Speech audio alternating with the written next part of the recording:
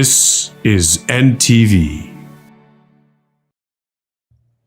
Welcome everybody to Every New Day, and this is NTV, and you're tuning in directly to the ENDstream, our Friday ENDstream, which of course is our news roundup. And just as you know, we simultaneously stream across 3 different platforms: YouTube, Rumble, and Kick. So if you're not subscribed or following there yet, do so. If you have also accounts there, feel free to follow us on those.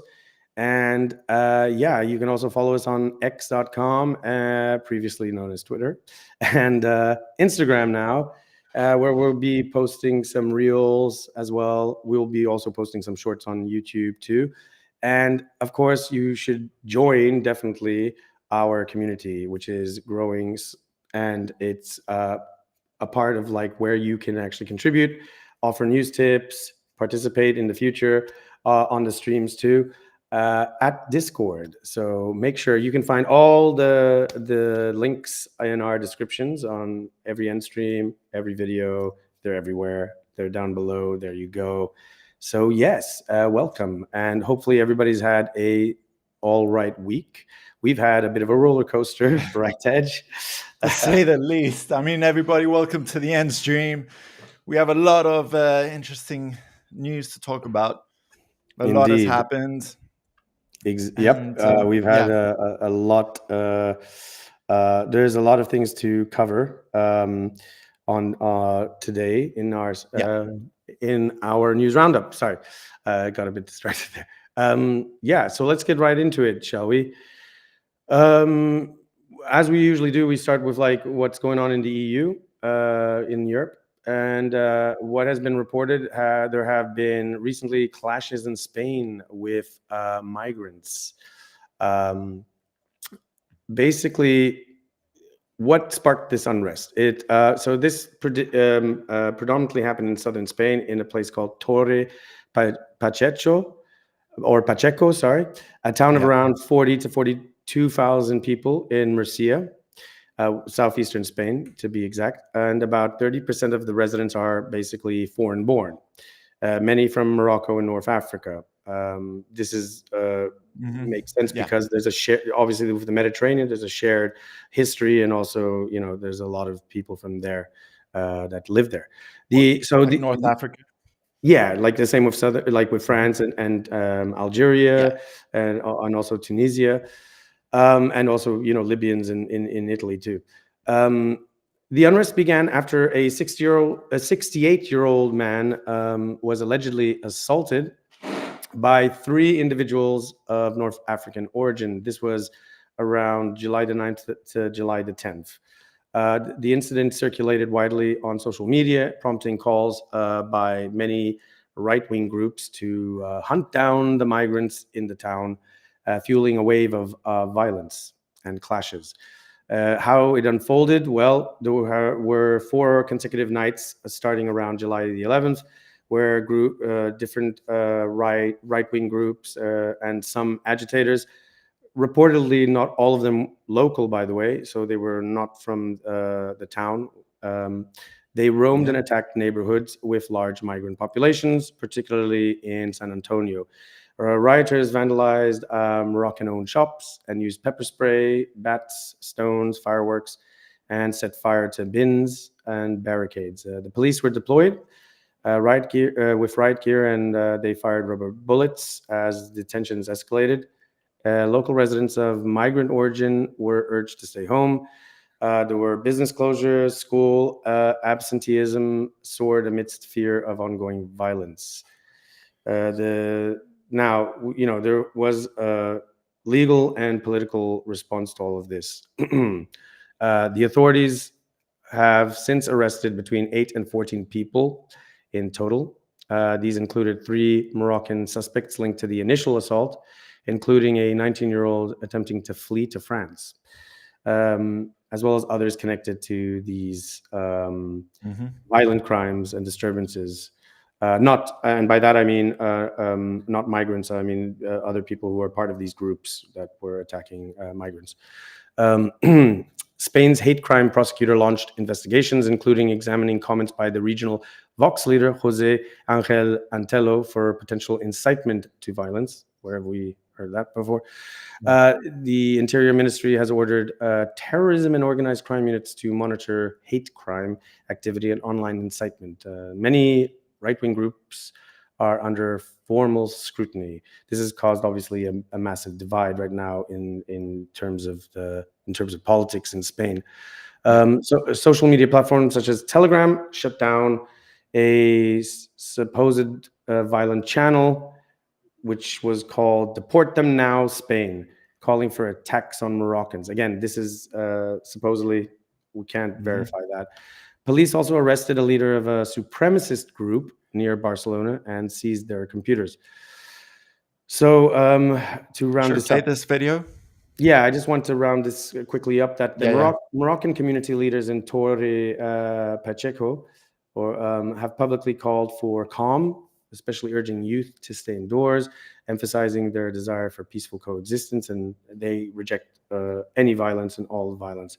The Bishop of Cartagena condemned the unrest, emphasizing nonviolence and community dialogue amid this rising, xenophobia. And national politicians have been blamed for their rhetoric, particularly from Vox and media platforms, for feeding the conflict, while the Interior Minister insisted the crime rates remain stable and are not linked to migration. I guess with that, it's debatable, and we can discuss that a bit further. But yes, we can show you some clips in relation to this whole controversial topic. Yeah.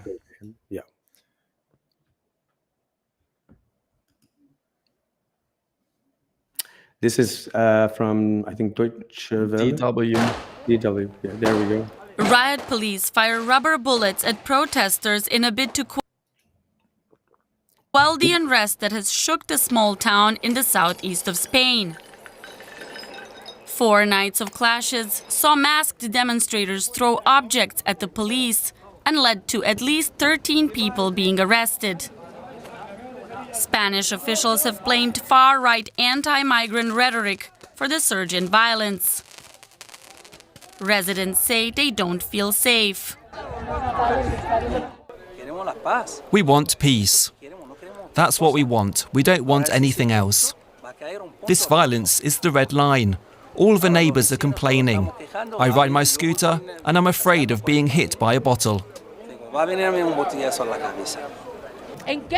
What times are we living in? It's the year 2025. We value immigrants. We are united with mutual love.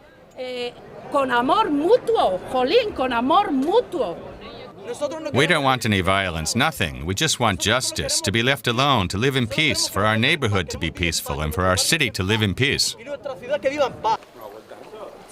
Police say they have now brought the situation under control. And the town's mayor has warned people to stay inside and not participate in street violence. So, I mean, there are, this has been covered obviously by, there are other videos covered by Sky News Australia and France 24. But I think we get the picture there. To say, just to put things into context in relation to this region of Murcia, the region relies heavily on migrant labor in agriculture. In southern Spain, obviously, there's a lot of agriculture. And this creates friction around issues of integration and housing, public services. Yeah, it's true. There are many, again, like political right-wing groups that have used the incident to push remigration. This is not also something isolated to Spain right now. This is a topic that's been circulating around all of European countries currently.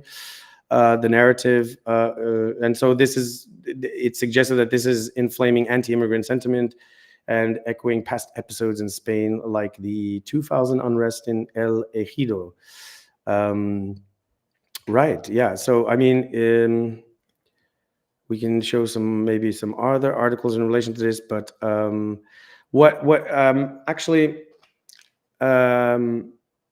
guess we both have our own takes on this, but I think maybe we could show So you're familiar with Asmongold, and he tends to report on a lot of things right now politically, and especially what's going on in Europe. He's one of the few who's capturing what's going on in Europe, and he usually tries to have a take on this. And generally speaking, I think you and I kind of we can agree to some of the points he makes. He does present. He's trying to have a balance. To be honest, I'm a bit biased because I also play World of Warcraft, which is where he comes from. Right. So he's like a gamer who turned into this news political streamer. Political streamer, but he's not like a reporter. He just reacts to things. Exactly. And gives his own take as a normal person. I guess from an American perspective too, but he tries to be reasoned and balanced. Yes, and he's looked at this, and in my view, I feel this is part of the problem where even us, we're just reporting on this. It's the way that you frame things and how you position it. This is a very, very, very controversial topic. Obviously, it's very heated from both sides, I think, and that it's something that one has to give enough reason and sobriety, I would say, in the approach of how you look at this from both sides, from both perspectives, of course.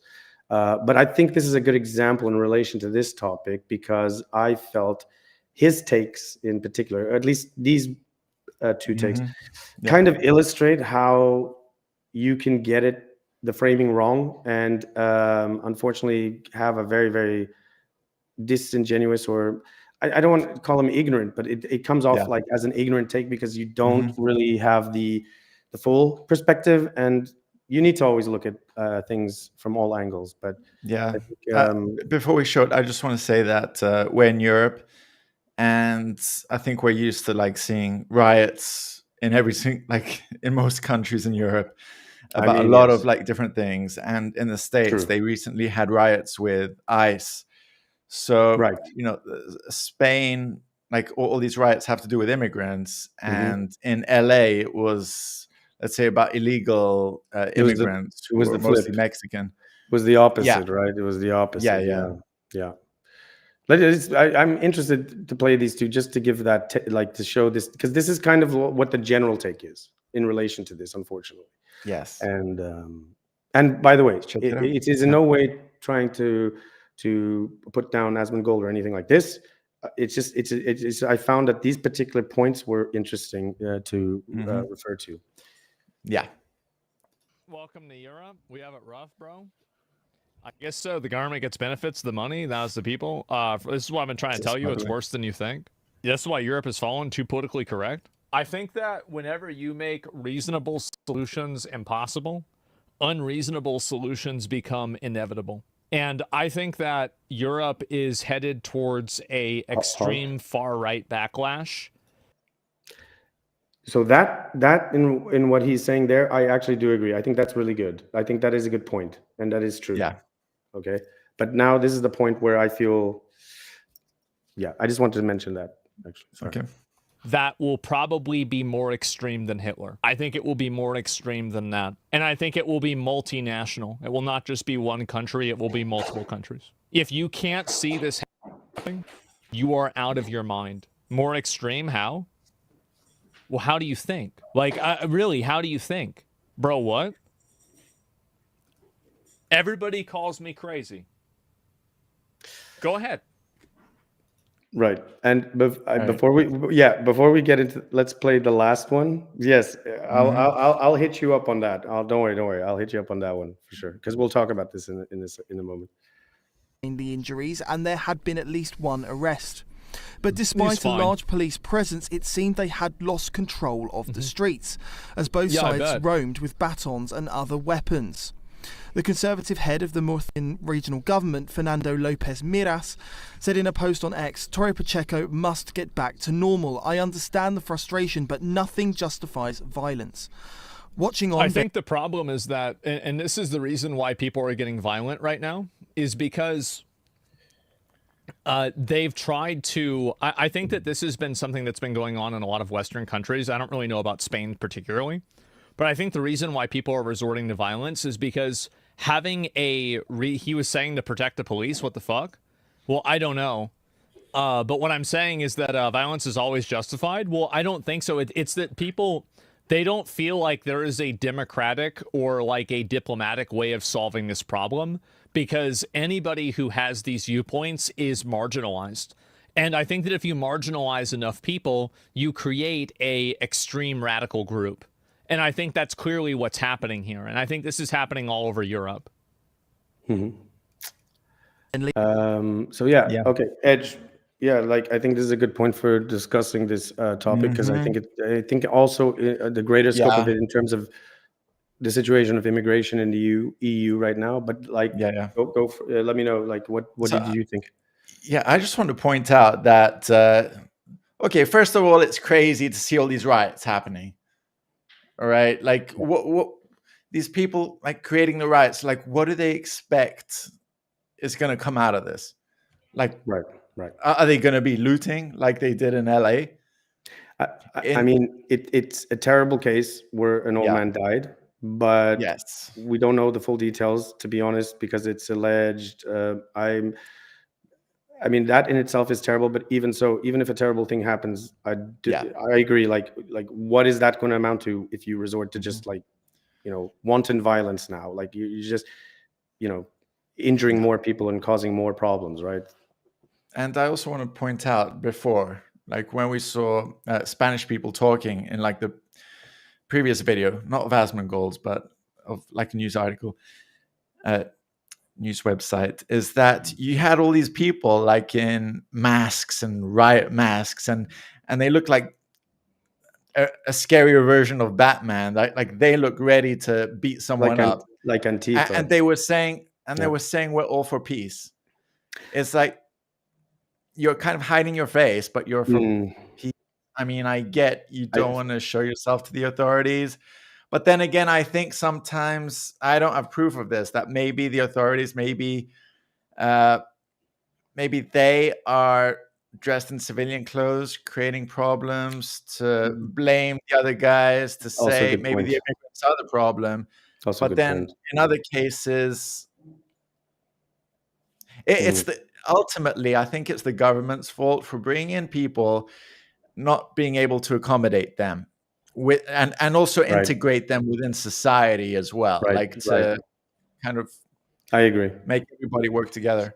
In fact, I just wanted to highlight, it wasn't very clear who the people in the masks were, whether they were the people from those groups or whether they were actually people from the Moroccan community. Who it was hard to tell. I think most likely, like you indicated, could have been from those groups.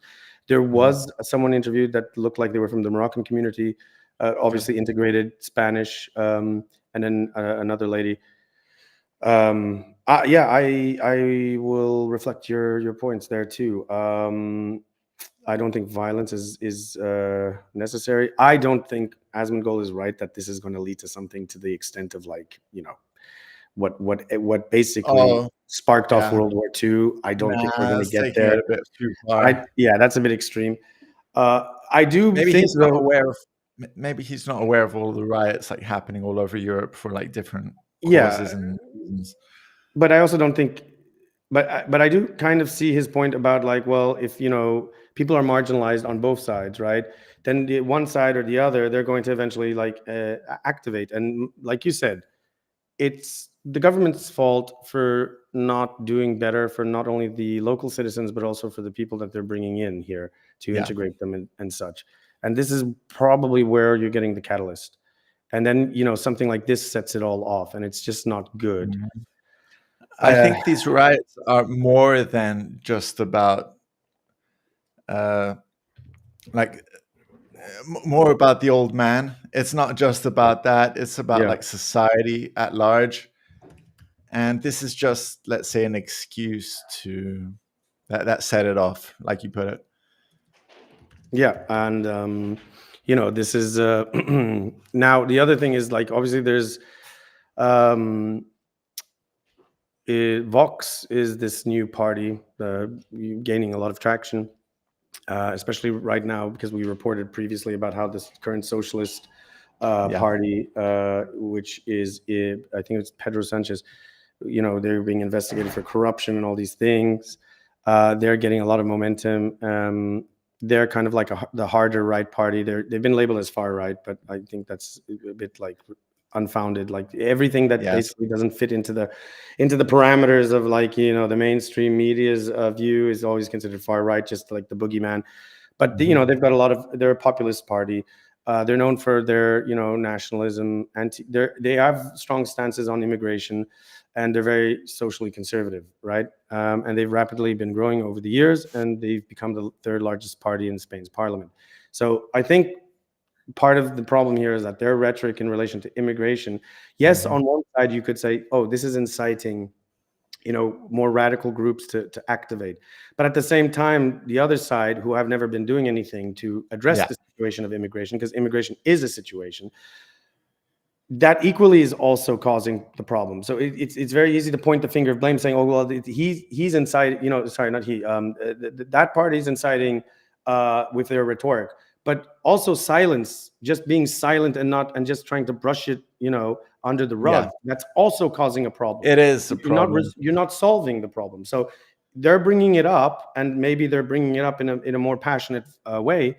And this is not sweeping for nobody. It's just the case at hand. It's too easy just to say, oh, this is the cause of it, and it's all their fault. Yeah. The cause of it, there's a root, right? There's a root. And this has always been a situation. Like in the United States, immigration has always been an issue.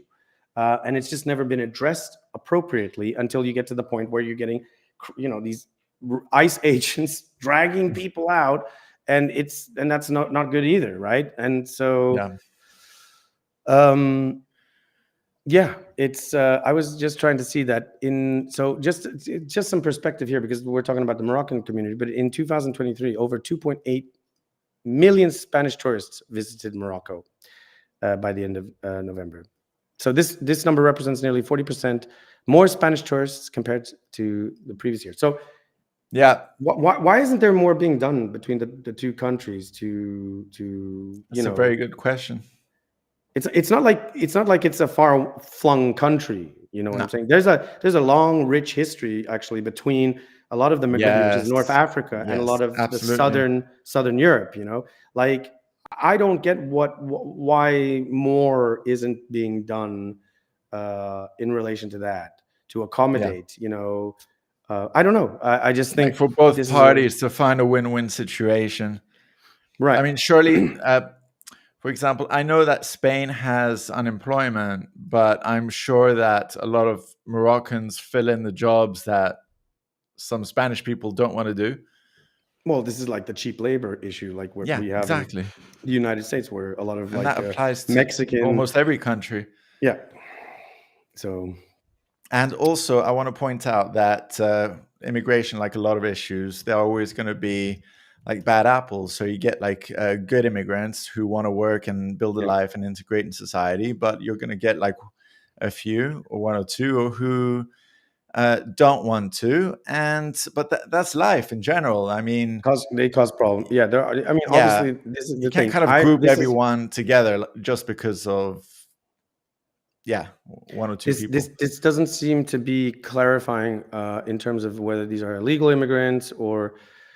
So I'm assuming that these people have somehow immigrated there for work and such. I don't know, but yeah, this is surely they're facing issues. I think the situation needs to be addressed where we need to look at this from a humane perspective and not like lose our cool and lose our heads. And of course, we should penalize anyone, doesn't matter who they are, for any crimes they've committed, for sure. But we shouldn't penalize entire communities, entire people across the board. It's no different than like when someone just wants to make the proclamation that, everybody's a white supremacist, or this and that. This doesn't get anything. This doesn't help either, So anyway, moving on, because we have other news. There seems to be a new union called the E3 being formed between UK, Germany, France. This is also somehow tied to the previous topic. Friedrich E3 kind of sounds like 5G or...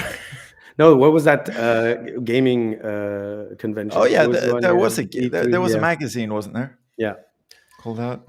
So Friedrich Merz, Germany's chancellor, has called on the UK, Germany, and France. These are have always been, by the way, in case people wondered, the big three.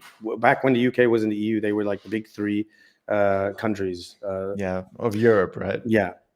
So he's called on them to align on illegal migration and defense cooperation, a strategic initiative aimed at strengthening European unity amid geopolitical uncertainty. This was delivered during a press conference alongside UK Prime Minister Keir Starmer. Merz highlighted a desire to build on a recent UK-France migration agreement with a broader trilateral pact.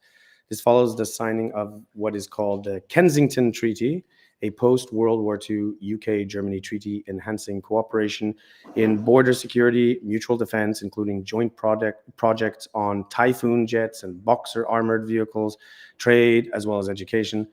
Merz said the UK's departure from the EU should not prevent it from collaborating with Europe's leading powers. So this has been reported, the Kensington Treaty, as being the first formal UK-Germany bilateral deal since World War II, and it's outlining the cooperation on defense exports, migration enforcement, trade, and education. So you see that migration enforcement is another.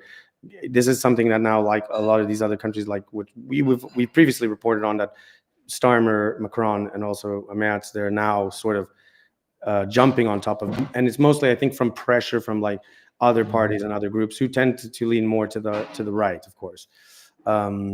So much for Brexit, though. I mean, right? It seems like they're. I mean, they always were like part of NATO anyway. Yeah, I mean, and actually, well, this is the thing. Merz emphasized including France in this unified approach to tackling, not only the irregular migration and boosting European security coordination, something that we know our, Queen Ursula von der Leyen has been pushing lately, the president of the European Commission, in the face of, yes, in the face of what they claim are Russian threats and uncertainty over the US's position in terms of their NATO commitments right now. There is an interesting quote from The Guardian in relation to the British-German conversation, which deserves more than tired old cliches here. The quote from this article, which I found intriguing, was it reads, "The immediate task is to keep the Americans present in Europe for as long as possible, to extend the transition for as long as possible, and to coordinate as much as possible. It is here where the British can be most helpful. The strength of these relationships will ultimately be based on day-to-day practical decision-making and not on formalities." Merz's brief foray to London was never going to match the pageantry of Macron's state visit last week, nor the fraught preparations already underway for Trump's second such extravaganza to the UK in September. It's important to not get carried away about a new era of E3 harmony, with Britain outside the EU and Starmer looking over his shoulder towards Nigel Farage at every turn. There is only so much Germany and France will be willing or able to do with the UK. All three leaders have an insecure hold on power as they face challenges from the hard right. They're written off by some even before they've started. Merz is attacked within his own party right now for making confessions to his coalition partners, the Social Democrats, while his government is embroiled in its first big row over appointments to the Constitutional Court. So, yeah.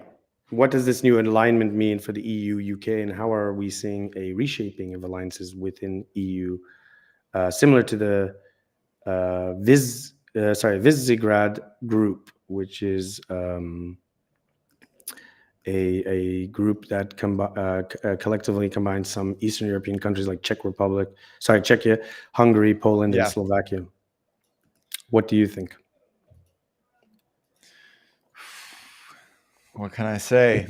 I mean, okay, aside from Brexit and the UK kind of, well, they made it out as if the UK is separate, but overall, since they're all part of NATO anyway, they're all like,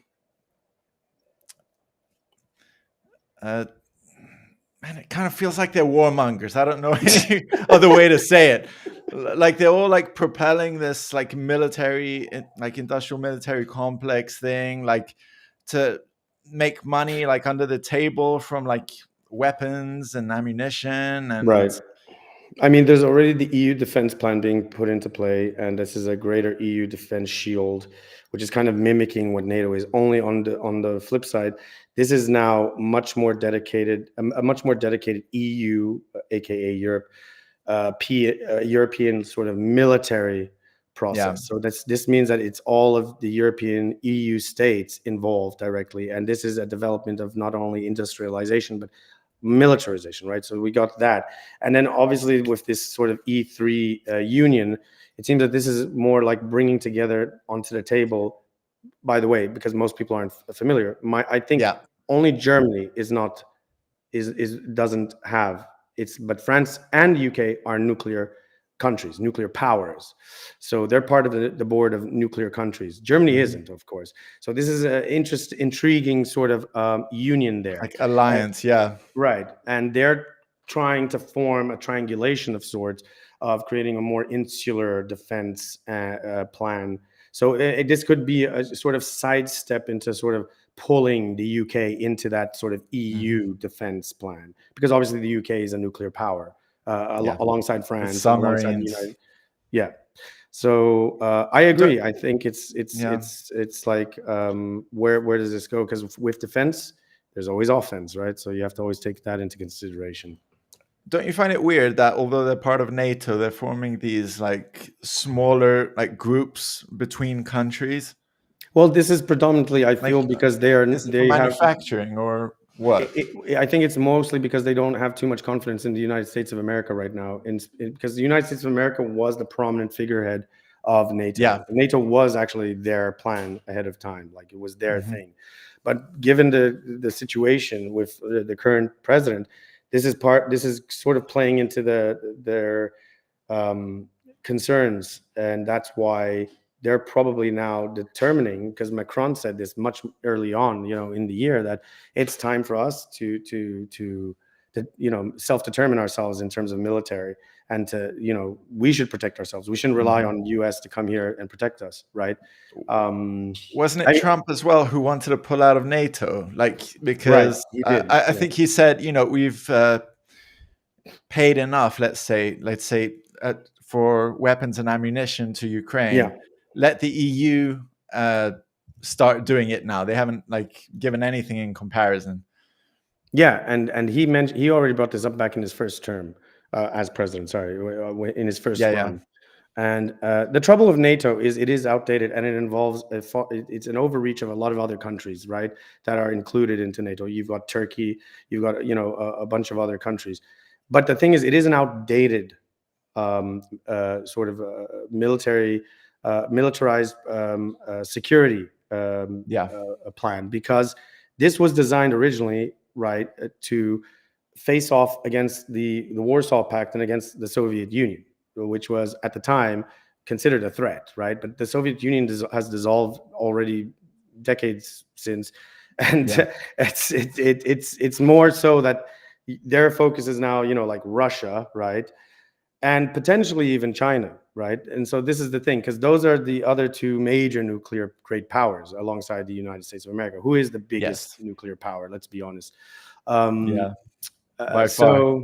So I don't know where this will go, but I just feel, again, they're also roping in the whole migration enforcement thing, because they have to, because they're seeing a lot of civil unrest in relation to this. I mean, something that Asmon brings up, which is true earlier in that last thing, was just that, people just don't feel like they have a voice and they're not being heard. And this is part of the reason why so many are voting into third parties now. And that's why, you're getting all these different parties that are rising in popularity.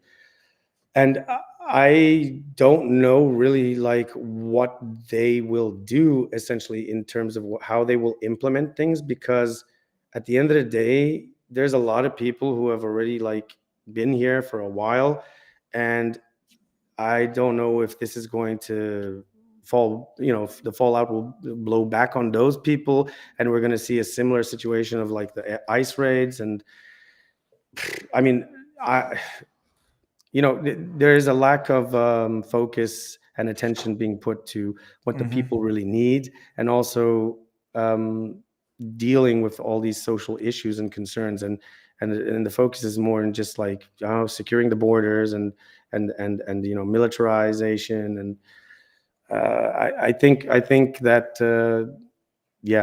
if they listen need to set their priorities straight.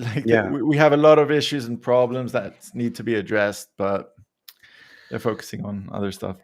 So there's something else that happened in Germany. There's apparently a secret plan leaked, Klingbeil to overthrow Merz, Chancellor Merz. Wow. Yes, this has been recently released by 2 different German YouTubers. Again, can I just point out something? I'm sorry to interrupt. But before we mentioned the alliance, let's say between the UK, Germany, and France, in that picture of Keir Starmer and Merz, they kind of look the same, like suit, glasses, like everything. Yeah, I'm just saying that it's a bit weird. It's like they're cloned or possibly. So Klingbeil is obviously connected to the SPD, the Social Democrats, the central leftist party here. Merz is obviously the chancellor who represents the CDU. They're in a coalition currently. Usually in Germany, the government is always kind of a form of a coalition. Anyway, so the video is in German, but to give a brief summary of it, it discusses the claims that the SPD is planning to use courts. This is what we highlighted before about the Merz getting involved with the Constitutional Court right now. They're using courts, specifically judges that they have appointed, to ban the rising party, soon to be the second largest party, which is the hard right party, AfD, which is very similar to kind of like Vox, right, in Spain. The alleged goal is to orchestrate a shift where SPD leader Lars Klingbeil could replace Friedrich Merz as chancellor by triggering a red-red-green majorities in parliament. So this is the red-red-green is basically, again, it's these coalitions. So SPD is red, and then you have the Green Party is green, and CDU is black, and the other red party, I believe, is the Linke, or right? It's the other red party is Die Linke, correct? The other red party, red-red-green, red party, Die Linke. The Linke is the left. Yeah, no, the color red is also Die Linke, right? Yeah. Yes, okay, I was just checking, yeah.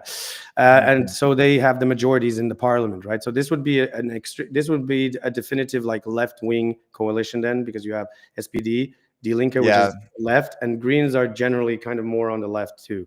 That's why they don't want the AfD, yeah. Right, and the AfD is obviously harder right than the CDU. The CDU is more center-right. So Euronews has reported that the SPD seeks to force an AfD ban. This is nothing new, actually, because the AfD is much lambasted and disliked by many of the parties and criticized heavily. And also immediately consolidate power for a much more left-leaning coalition with Klingbeil at the helm.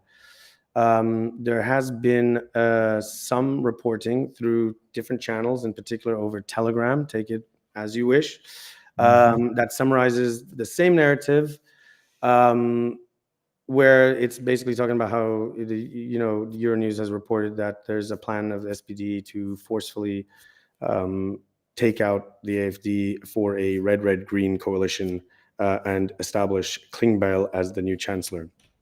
There's been Twitter chatter on Twitter chatter. There's been chatter on GermanX.com where users have shared the video. This one in particular, if you want to see it, you can put captions on.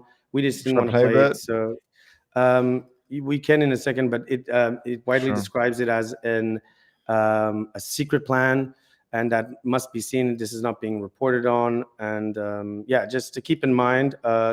Again, as we always say, there's always obviously bias and framing in these things, and this video references, obviously, the references come from partisan positions. There's obviously no mainstream media confirmation about this yet, but then again, obviously they're not going to report on this because there is a bias there too, right? So yeah, you can play a bit and can have a look at what people are saying, and then By the way, on the right there, suggesting, they're recommending, our own account, which is NTV, to watch the stream. Exactly. So that would be a bit of an inception, but yeah.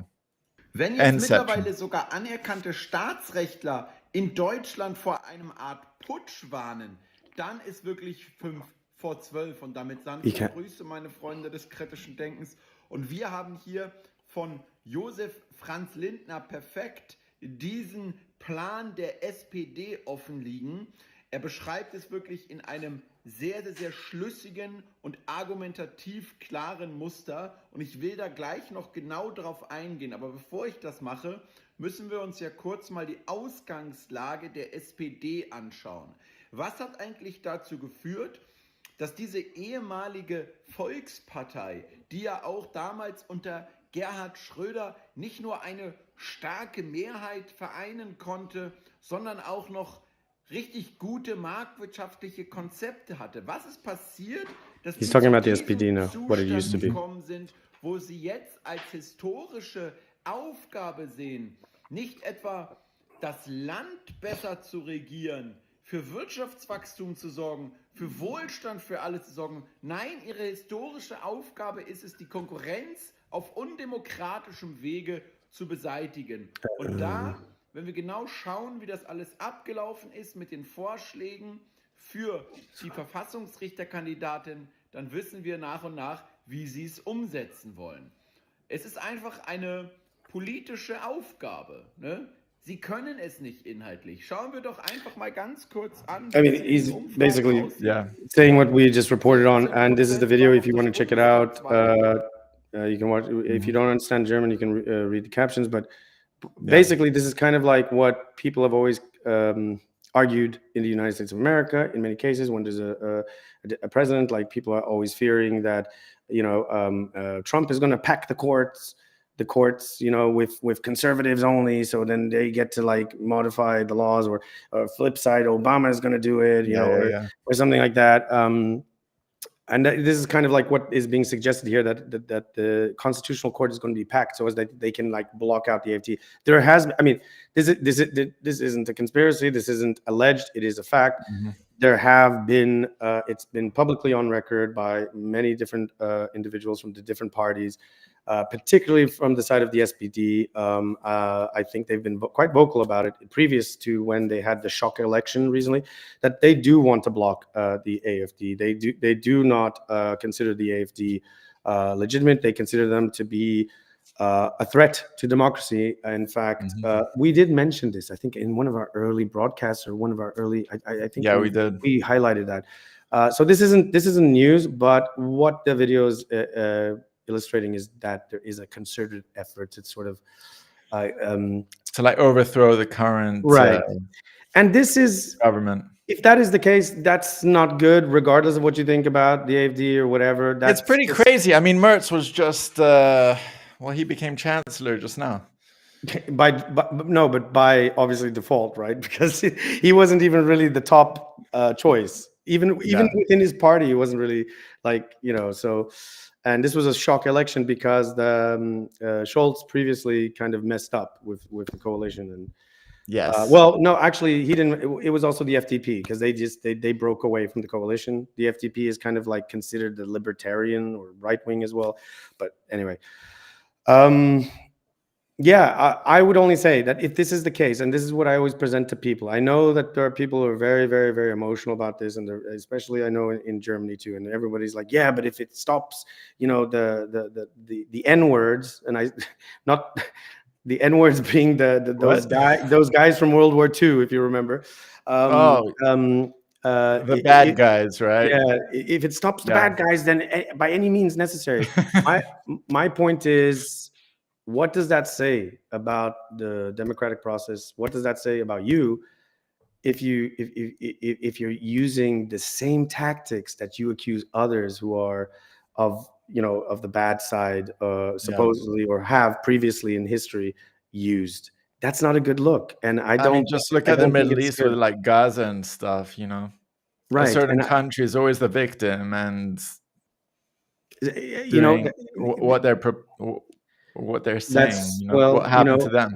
This is my point. It's like, actions speak volumes, and even if you're trying to make the excuse or the case for it, I think history will see a different side, and that this is a very slippery slope, and I'm a bit worried, let's say, to say the least. So, yes, I think, should we take a break before we get into the U.S. news? Sure. We will take a break for maybe 5-7 minutes, and then we'll come right back where we'll get right into U.S. news, and there's quite a lot to get into that. So stay tuned, grab a beverage, snack, do whatever business you got to do, and stick with us. I'm good. I'm good, yeah. But yes, stay tuned. We'll be right back. Yeah.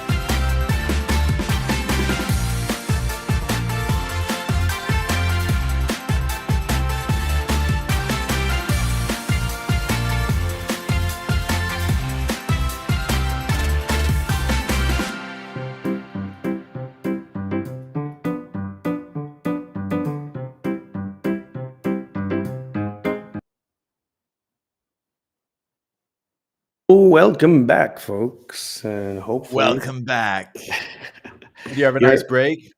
Yes, I got some fresh air, and today is one of the few days that actually we've had better weather. So yeah, and hopefully the same for everyone else. And for those that stuck around, or anyone who's going to tune in, thanks for tuning in. You're watching the ENDstream. We are NTV, and we simultaneously stream across Rumble, Kick, and YouTube.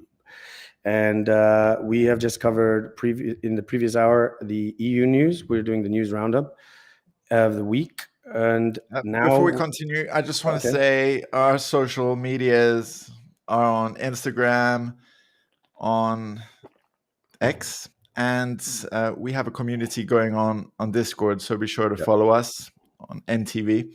Indeed. And so yeah, links in description.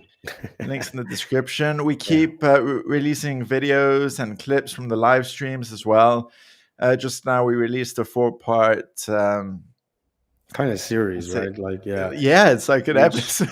It's like the first season of the Ep Files. Yeah, this was like it's a collection of clips from our previous Wednesday stream where we were covering at length on the whole Epstein case and the whole shit show that's going on in the US. So really check those out, because and here's the thing, check them out also on Rumble, because we get throttled by YouTube.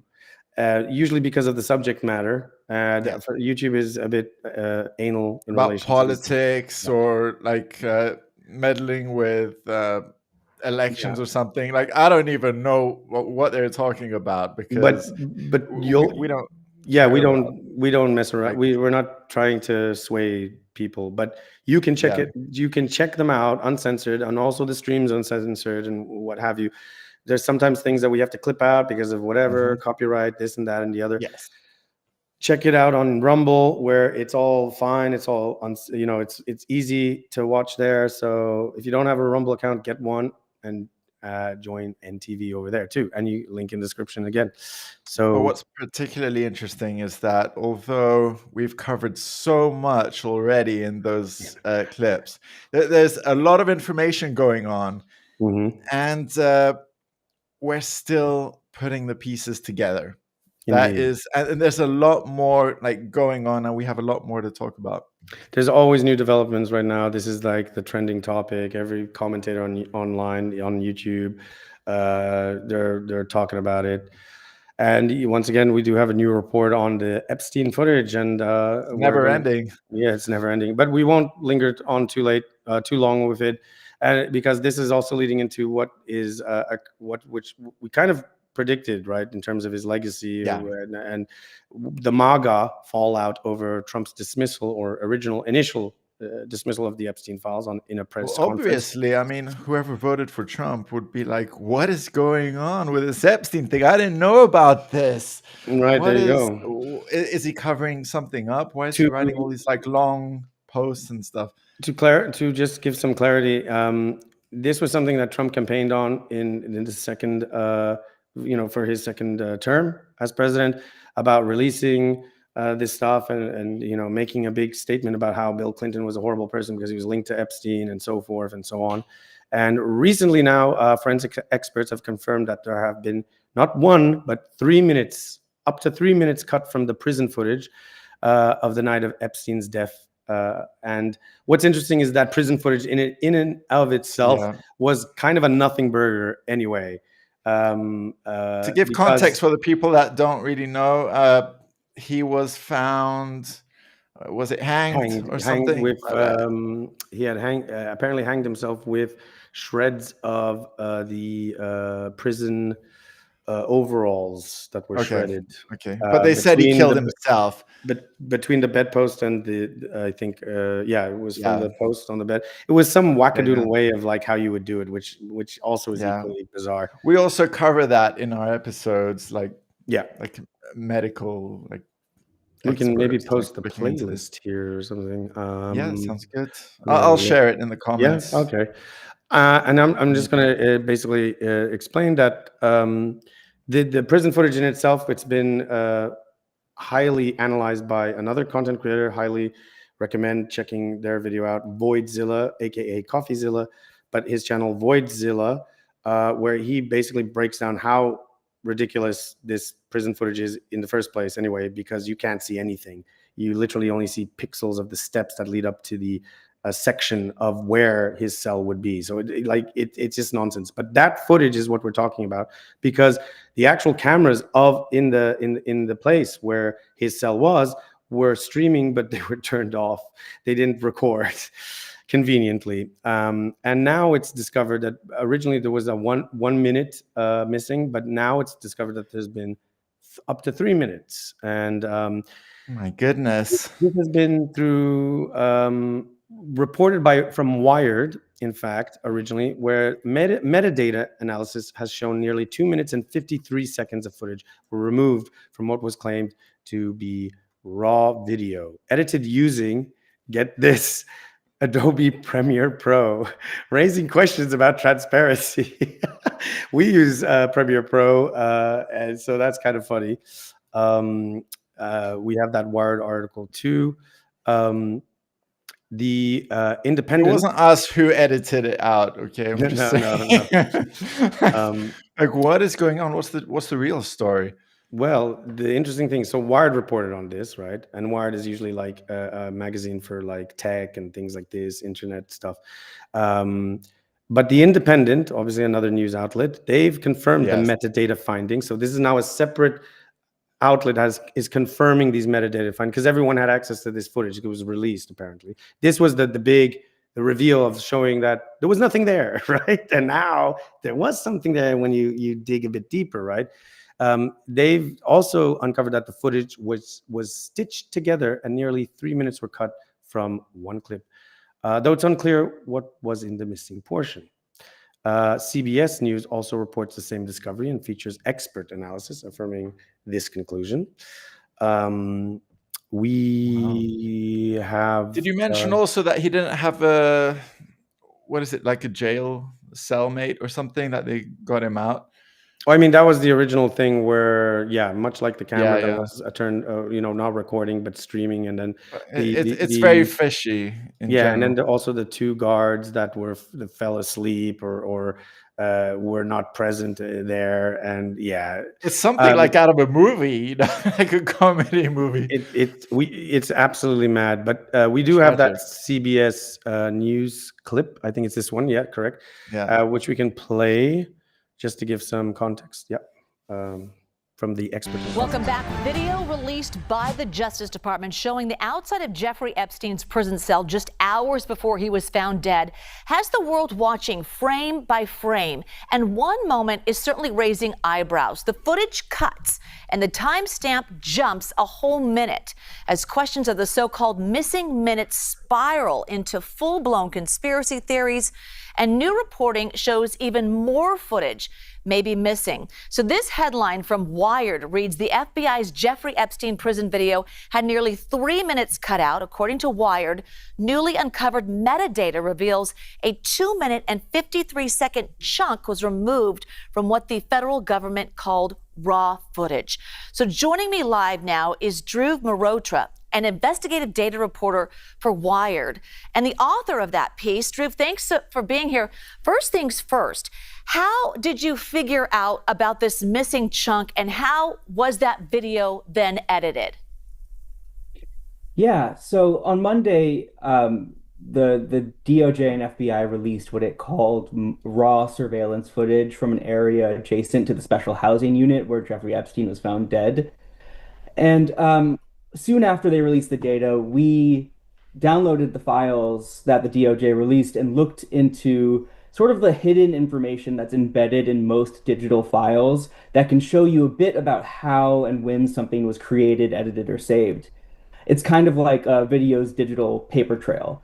And in this case, the metadata showed the footage had been edited using Adobe Premiere Pro, which is a professional editing tool.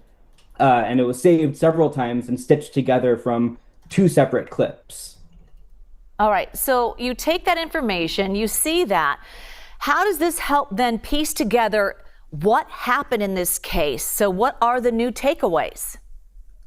Yeah, so the main findings from the piece and the analysis are basically that the quote unquote raw video was actually stitched together from two separate clips and exported multiple times over more than 3 hours on a single day in May.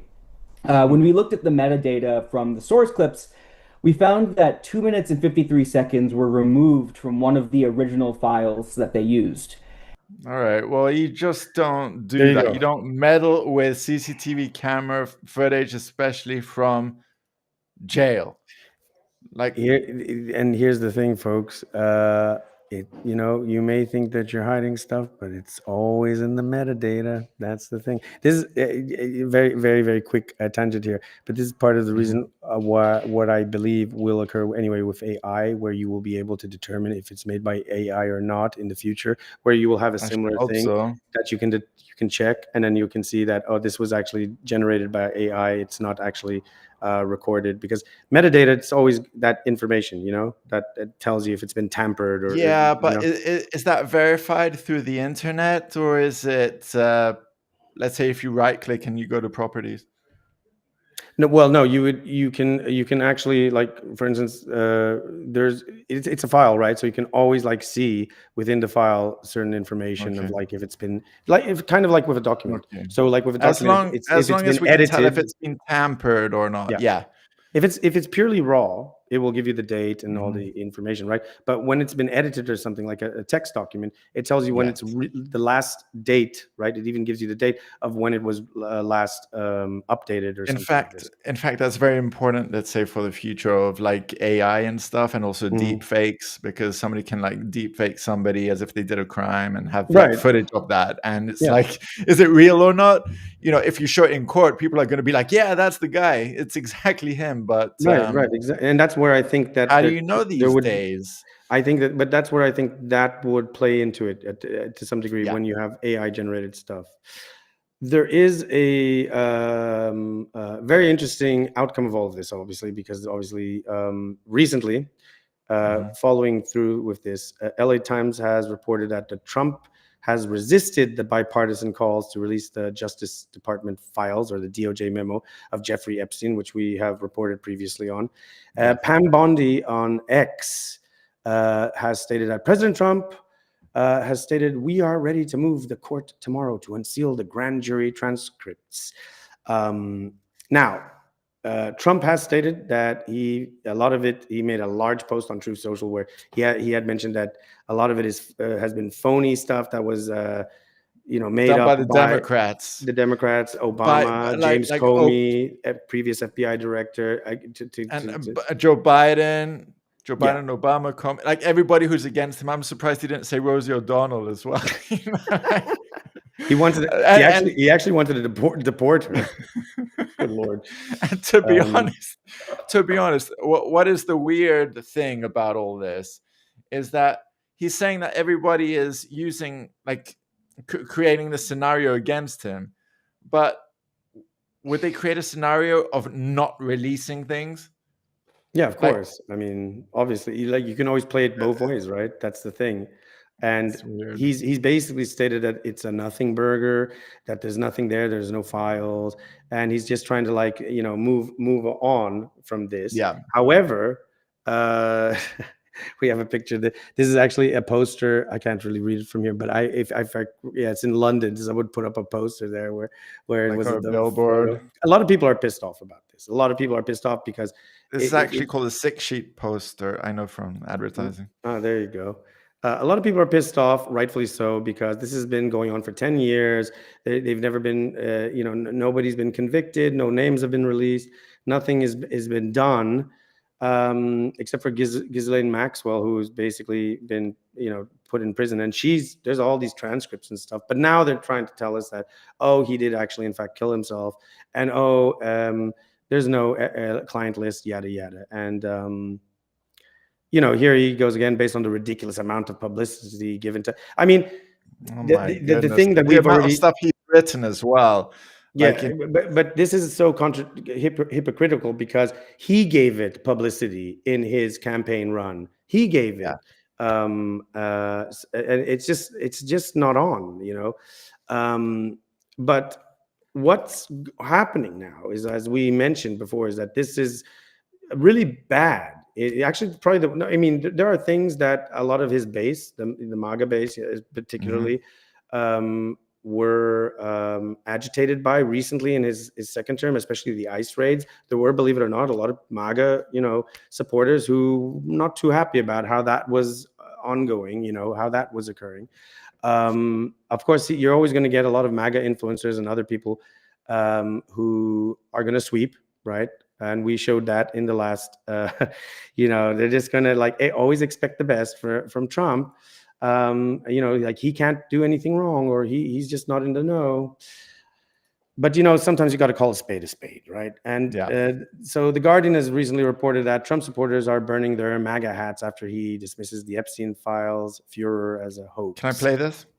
I guess, yeah, we could play that. Let's have a look. Yeah, I haven't seen it. MAGA hats are off. America First hats are on. There you go.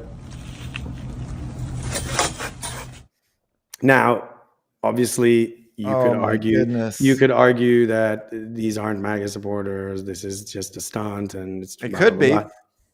Could be anything. Could be whatever. So we have to diehard MAGA fans, and they get disappointed by hearing about Epstein and we always have to always put the we always have to put the disclaimer here, so people don't get it twisted. That it could also be the fact that video was not a MAGA supporter. He just bought a lot of hats to make a statement. We don't know for sure, but we do know that a lot within his base, because we've seen Tucker Carlson, we've seen Joe Rogan, even a lot of Joe Rogan's circle, who did support Trump, like Andrew Schultz and Tom Dillon, are now really critical and unhappy with what's going on. Particularly Andrew Schultz, as an example, who has publicly stated he voted for Trump, but he didn't vote for these things that he's doing recently, and is particularly also with this.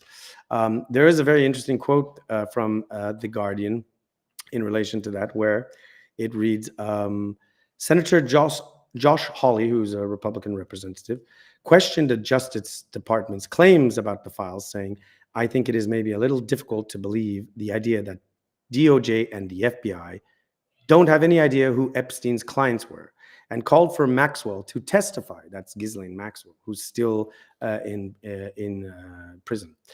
In a rare moment of friction between Trump and Johnson, meanwhile, Johnson being Mike Johnson, who's the House Speaker, also a Republican.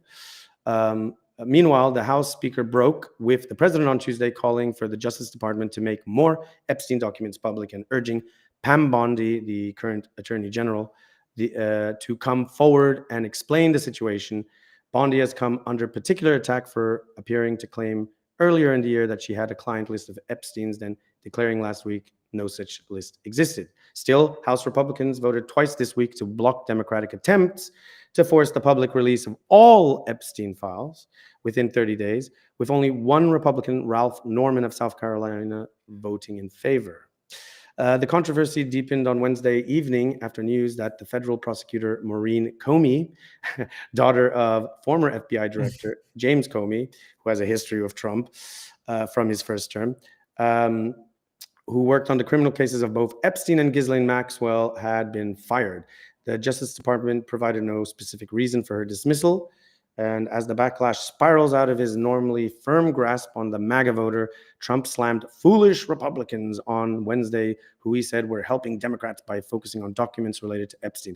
This is, as you said, and I too in the last stream, no coming back from this, no matter what they do now, because now the game is that they will release stuff, right? As we saw what Benny Johnson was basically saying, well, there's nothing there. It was just a miscommunication. So they'll release the stuff. But the point is, no one will buy it, even if it is the fact that there wasn't, because this was handled so badly.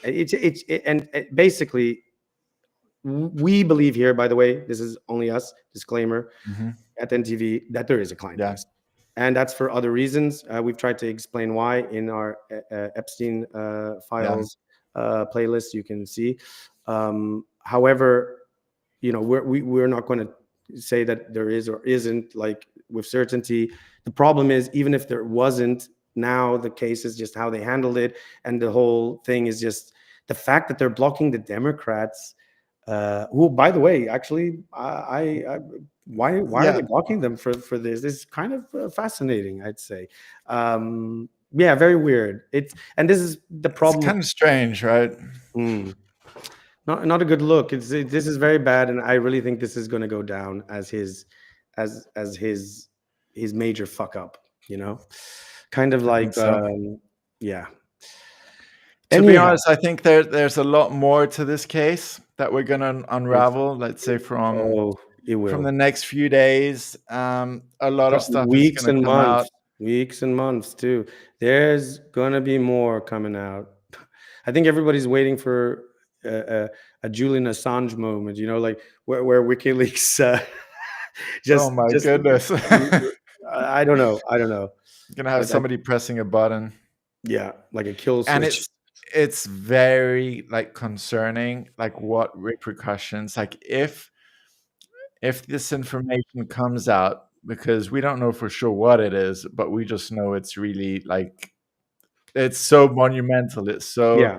I mean, this would be definitely monumental. Yeah, that it's gonna. It doesn't only affect the United States. In terms of, let's say, society as we know it, and all the politics of around the world, and for celebrity, what's really going on and what they're hiding from us. I mean, because of we have to move on now, but like we've mentioned as well, because there are, it has been investigated, reported on, that there are ties to intelligence agencies and things like this. So tricky.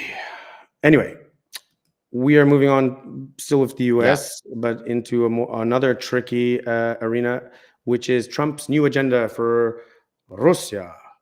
What's going on there? Well, Trump's plan is to cut off Russian oil funds, which could raise prices for everyone. Not a good thing.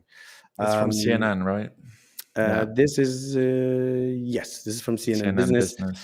So this is shifting from conciliatory to conditional pressure, which originally, we saw Trump, who was trying to be more conciliatory, with tariffs ultimatum, where Trump set a 50-day deadline for Russia to agree to a ceasefire, threatening 100% tariffs on Russian exports and secondary sanctions on buyers afterward. He loves the tariffs. That is his beautiful dictionary word that he brought up. There have been mixed signals, of course.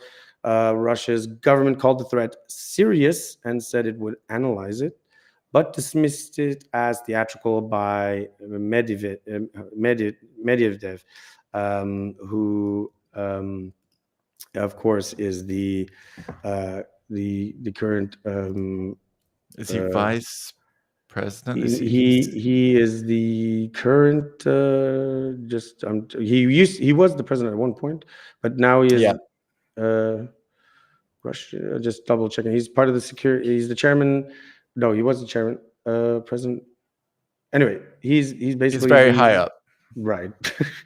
I don't think he's actually. No, he no longer serves as the prime minister, or he was the president of Russia between 2008 and then he became prime minister. But anyway, he's a strong, position. This is also linked to the arms and the aid to Ukraine, but obviously, Europe will foot the bill. Trump announced fresh deliveries of, interestingly enough, Patriot missiles, something that he was accusing the previous administration of doing, and other weaponry to Ukraine, though NATO allies will reimburse the US for them. And analysts have suggested that this makes Trump's stance tougher, yet it still depends heavily on the European burden of sharing the costs. Trump appears less focused on a Ukrainian victory, though, and more on deal-making. This aid is leveraged to pressure Russia or Europe. His U-turn is seen as politically motivated rather than strategically aligned with Ukraine. Skeptics note that this tough talk, which we have become accustomed to know about, from Trump, may be more performative, and sanctions are delayed. President Putin continues to escalate, quote unquote, indicating Trump's position may lack teeth. Ukraine Zelensky has urged Trump to enforce sanctions immediately, warning that delays cost lives. I just need to put an addendum in here because on a previous video, I think it was in relation to Zelensky, there was a comment that I read where someone posted something where sanctions do work if you knew anything about Russia, and I've been critical of sanctions because I don't believe they work essentially, and they always hurt actually the average citizen at the end of the day. Yes. So there have been the risks of appeasement and mixed messaging in all relation to this, reported by Times Union, where critics argue that Trump risks emboldening Putin through earlier rhetoric that downplayed NATO ambitions, questioned Ukrainian sovereignty, and embraced concessions, prompting fears of appeasement. Though he's restoring pressure, the logic behind his approach continues to raise doubts about long-term U.S. consistency. So the thing about this is we got 3 articles that are very interesting from two from Responsible Statecraft, where it's stating Russia, sanctions, and new weapons. Is Trump stuck in Groundhog Day, where he's just repeating the same loop? And it basically emphasizes this point further about, if Trump is just caught in a cycle and not actually, he's just being performative and he's not really interested in any outcome here. Another one from National Security Journal, where Trump is going art of the deal on the Ukraine war. So he's treating this all like some sort of typical business deal, where he's just trying to find the best outcome, but doesn't really, is a bit short-sighted. As a businessman, Right. A bit short-sighted in terms of what the consequence of that outcome will have in terms of either for Russia or Ukraine in particular. However, I must state that he did say many times, even with Zelensky's visit to the White House, that he wanted to stop the killing on both sides. That was a major issue of his. And so in that regard, that was something that he did put forward heavily. Yes, I think it's worth noting. It's not just the case that he said that every week, there's thousands of people killed in the war, and that they need to find a deal. We're not sweeping here. Obviously, we criticize people Trump. dying. Yeah, we criticize Trump where it's valid, but it also is worth noting that he did mention much early on, before everything, that he wanted to stop the killing from both sides, in particular as well, because he didn't want to see people die. So, I think it's worth noting that, even if it is the case that they're claiming now he's being wishy-washy or a bit hypocritical. Yes. In the other article, it's Trump's 50-day deadline threat against Putin and how this will backfire. So obviously this 50-day deadline is the tariffs threat. The military aid he's providing is the Patriot missiles, which are being funded in a way by Europe. This is kind of going back on what Trump criticized Biden on during his presidency, because obviously was saying how are you providing these types of missiles and so forth. This is just going to cause problems and further inflame difficulties in having actual talks. I don't know. It seems, and we said this. I'll pass it on to you right away. But it seems, and we said this as well, that again his campaign promises of "I'm going to end that war, end the Gaza thing too," and all this, kind of exploded in his face, right? I mean. I just find it very weird that, Trump said we've given enough aid to Ukraine, and now it's the EU or Europe's time to assist Ukraine if they want or not. Because they have America have paid so much more, the States, compared to the EU. And he said, the EU isn't giving anything, and Trump wanted to stop paying to fund this war.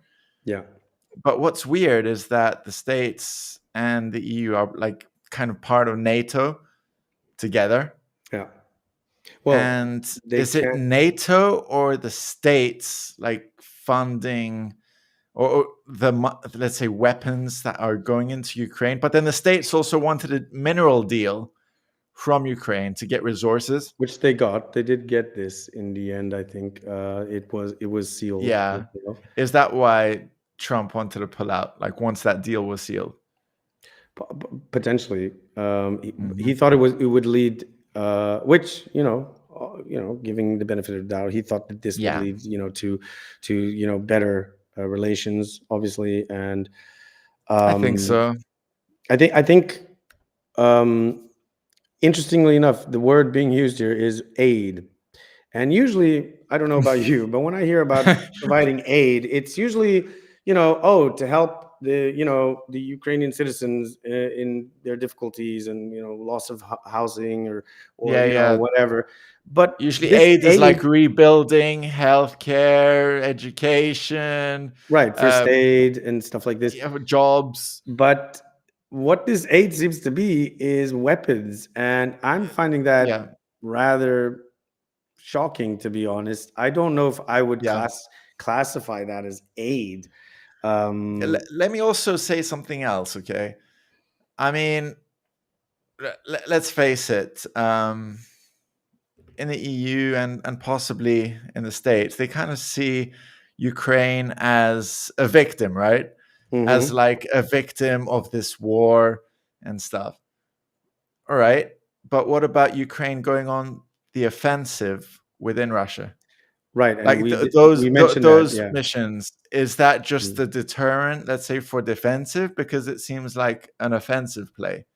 Right. And if let's say the EU or like Britain, like the UK, France, and Germany are like funding this war machine for Ukraine to go on the offensive into Russia, like it doesn't make sense. It's kind of like saying, Ukraine is the victim, but then they go on the offense, like having they're being used as a shield missions. Basically. That's what you're saying, Russia. like a proxy. This is what people have argued, and I think we played that clip of that MEP Claire Daly, who was mentioning that in her speech, where she's from the left, by the way, just to clarify, people. She's on the left wing.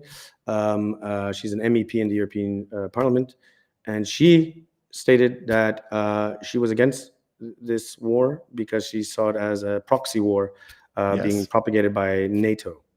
Yeah, her words, by the way, her words. That's what we're reporting. Yeah, exactly. I mean, what's crazy is that Ukraine is going on the offensive against Russia.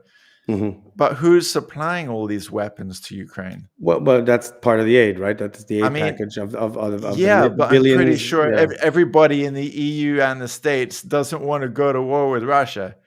We don't want to go to war, but like we're funding weapons, right? Like to attack Russia. But we're not attacking them, but we're funding weapons for them. Right, and we've reported already that more than half of the Ukrainian population actually want to see an end to this. And actually, most Europeans are fatigued. Most European citizens have other problems, which we've just provided earlier. We're already poor enough, right? Yeah, but we've just reported earlier, like other issues, right, that are escalating and becoming, troublesome right now. We're talking about riots, unemployment, healthcare, people getting housing. People getting frustrated with these things. That should be given more attention and financing to. And yet it just seems that, it doesn't matter because obviously, our leaders and these authorities and the military just want to continue. And I don't know. I think it's not a good thing. I think we need to persevere for talks more. And I think we also need to get our priorities in check and see what's more important right now. Yeah, the trouble is that this just feels like it's going to be another war that just drags on, and we're all too familiar with this. And it's going to go on and on. The problem with this is that at the end of the day, it only taxes the regular, everyday citizen from across the board. So very unfortunate. But well, sticking with that, unfortunately, we move on to world news. And in world news, there was a conflict in Syria where basically... We don't hear much about Syria lately, do we? Because it's not relevant anymore, apparently. Like there's all these other things going on. Damage has been done, Between July 14th, 15th, Sweden and southern Syria erupted into horrific sectarian violence, resulting in at least 560 deaths, comprising both civilians and fighters from clashes involving Druze militias, Bedouin tribes, and Syrian government forces. Many of these casualties were attributed to field executions and artillery fire, with hospitals overwhelmed and bodies left in hallways and streets. Good My grief. goodness. Eyewitnesses told journalists it's impossible to tell who is killing, reflecting the chaos and the inability to distinguish between perpetrators. I mean, this is perfectly another case where, Western powers, particularly the American military, went in there. Now it's, okay, Assad fled. And that's it. And now it's again like Iraq version 2.0. Typical. Typical. After war, they leave weapons, and then it's all like chaos. And who suffers? The people. The people suffer again. Typical. The people. And the situation is like worse under the previous rule. Well, exactly. There you go. I mean, it wasn't great under the previous rule, but all the actions that were taken against the country were all supposed to be in the name of democracy and to help. And then now the whole thing is just blowing up again as a shit show. I really feel sorry for like the average person in Syria. I mean, yeah, this is just a tragic. It's just mental. So what has been going on in these last 10, 20 years? To give some context, the clashes began after a series of kidnappings, notably a Druze merchant, which escalated into heavy armed combat. And Syria's interior ministry said government forces were deployed to the area and directly intervened to restore order.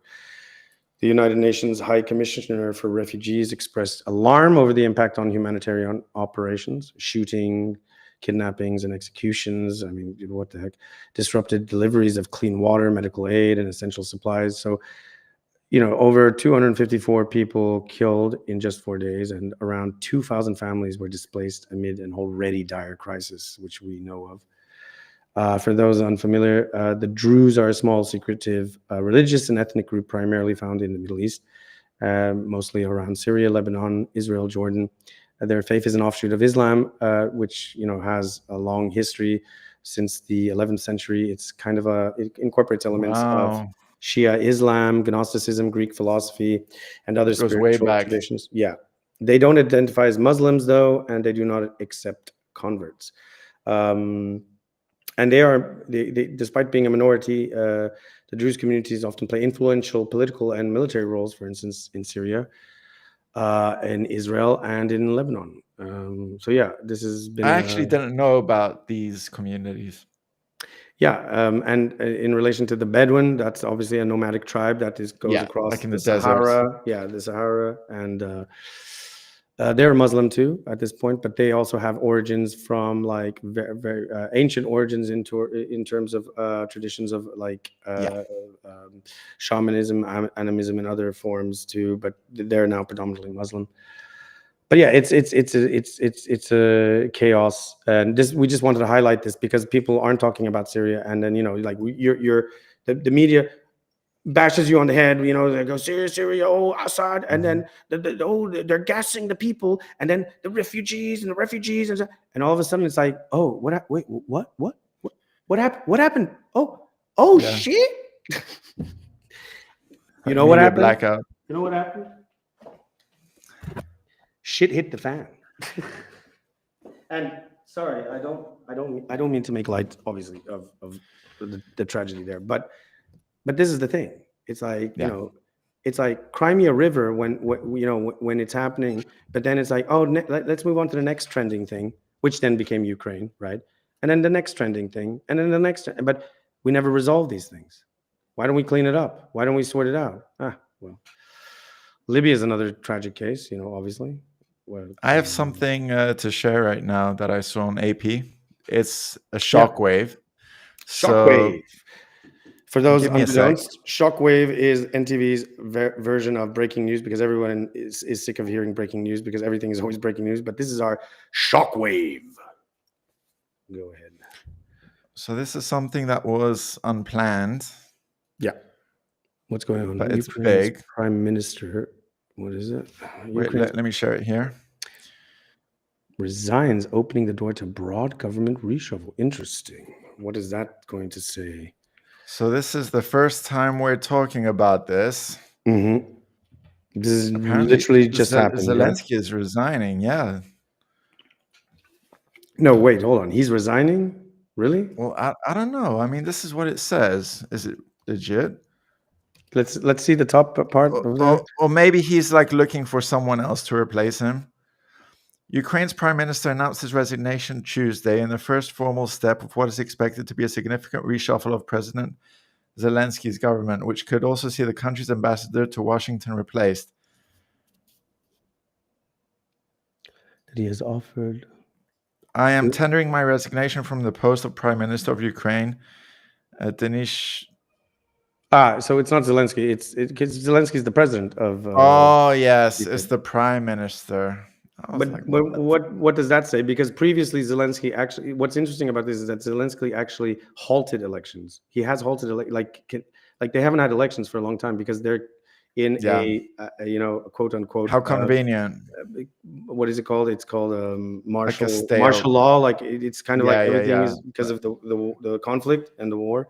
So this has been also criticized heavily by some, because I did hear some rumors that he wanted to put this woman. I think she's like the, what is it called, Minister of the Economy or something like that, in his place. But we'll see what happens. Well, we have to get on because we're also going to report on Israel, Gaza, of course. So recently what happened was, what doesn't happen. This is never ending. It's never ending. I mean, Israel strikes Gaza's only Catholic church. Can you share this? Because mine is like kind of blocked. What are we? Okay. Since I've reached an article limit, apparently. All right, I'll do that. Hold on, give me a second. I mean, I can go on private. No, I'll send it. So there's a video here, but before that, I'm just going to give the explanation here that on July 17th, 2025, an Israeli tank and artillery shells struck the Holy Family Catholic Church in Gaza, killing 2 to 3 civilians and injuring around 10, including the priest Frater Gabriel Romanelli, who often spoke with Pope Francis, the previous pope, nightly and has connections to the current Pope Leo the 14th, I believe. The church was located in Deir al-Balah, and it served as a refuge for hundreds of displaced Muslims and Christians, including children and people with disabilities. My goodness. The response and reaction to this has been insane. Pope Leo expressed being deeply saddened and renewed calls for an immediate ceasefire. Israel's military stated it was likely stray ammunition and pledged an inquiry. And so they're conducting now an investigation. It's quite shocking. And Italy's Prime Minister Giorgia Meloni criticized the attack as unacceptable against civilians. Maybe I can play this. Let's have a look. Hold on. Wait, sorry. It was playing in the background. Sure. Israeli forces killed at least 22 people in attacks on the Gaza Strip on Thursday, including 2 who died in a strike on a church the late Pope Francis used to regularly speak to.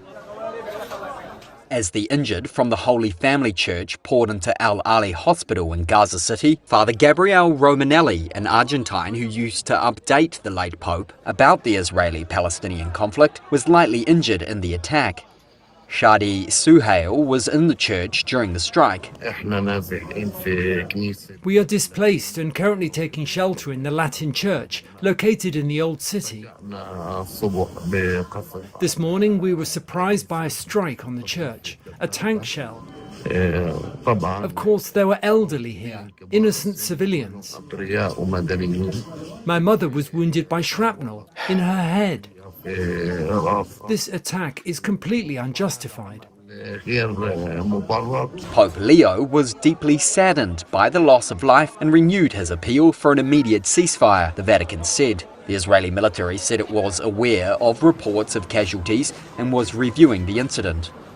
8 men tasked with protecting aid trucks were reported among the dead in airstrikes that were carried out while mediators continued ceasefire talks in Doha. A US official said this week the talks were going well, but 2 officials from the Palestinian militant group Hamas told Reuters there had been no breakthrough as the Israeli military continued to pummel Gaza. All right. Sorry about that, folks. That is something. It goes to some stupid thing afterwards. Yeah. What I wanted to say, I think it was like this.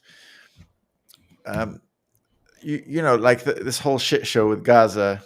like in the recent years and stuff. I remember like one of the first targets was like hospitals, and now you get like them like destroying a church that people were hiding in.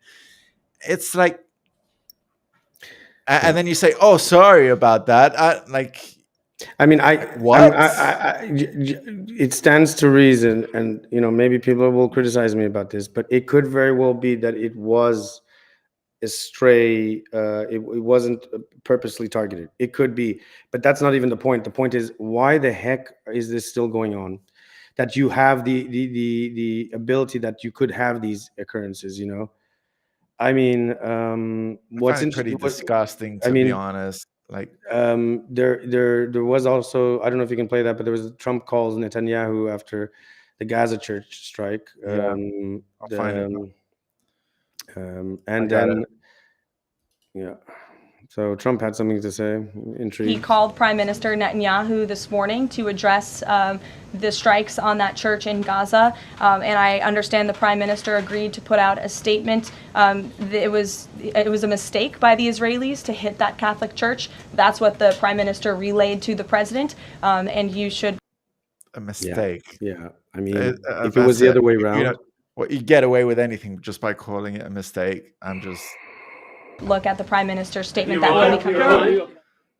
I mean, if it was okay, like Hamas is considered a terrorist organization, but if it was the other way around, it's never seen as a mistake.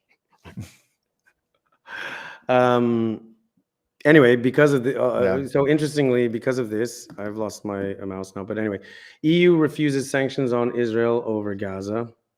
The EU's foreign ministers have split between pro and anti-Israel sentiment. This has been ongoing. There's different countries and different leaders of different countries, like in particular Spain, who are highly critical. They've been, or Italy. And interesting on all sides, though. It's not only from right or left. It's like left and right, and voted against linking sanctions to alleged war crimes in Gaza. Member states accuse the EU of hypocrisy despite legal grounds to act.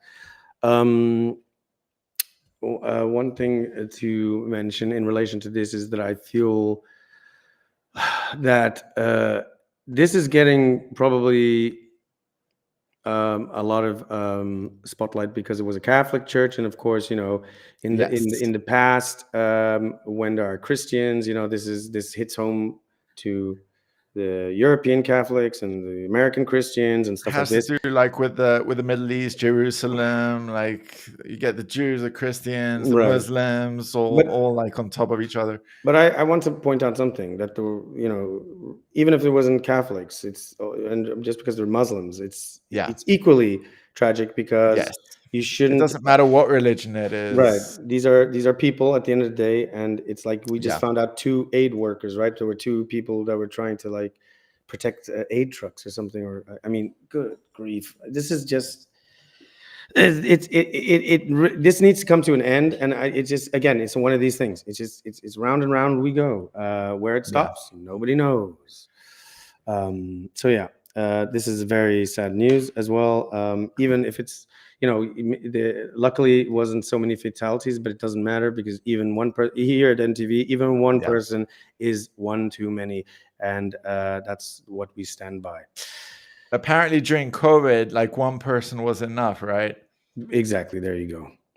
Like they made an example of one person. It could be like your own person. Mm-hmm.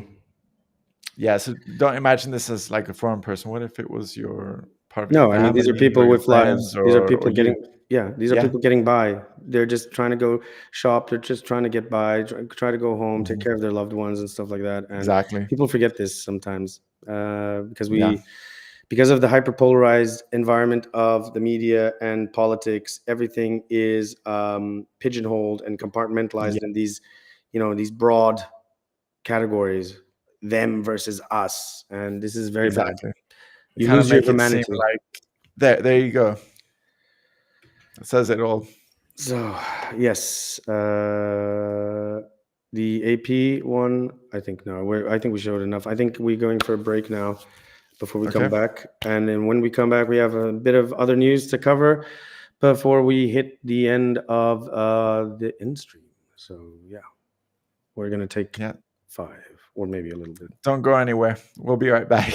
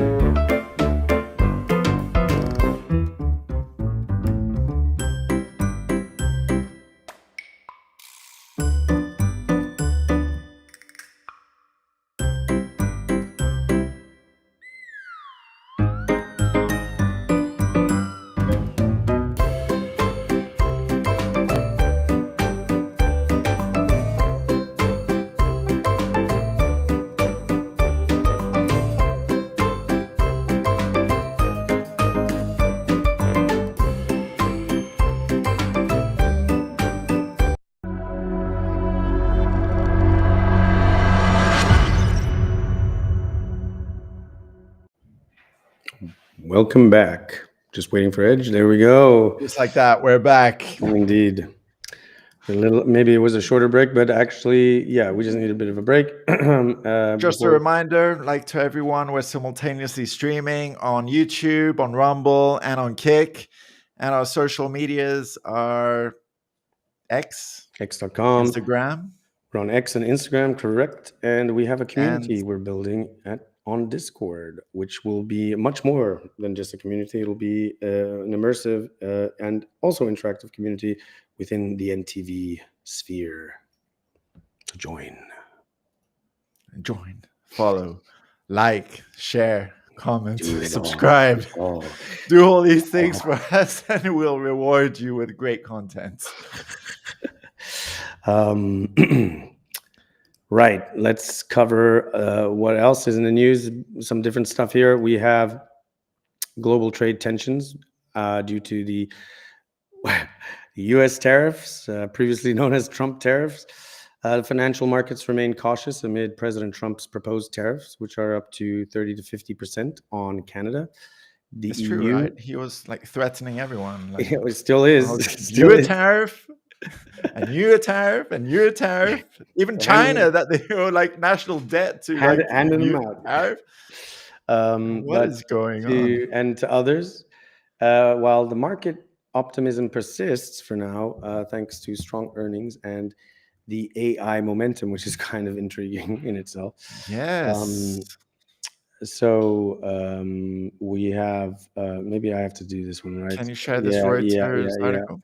You can read you can read out the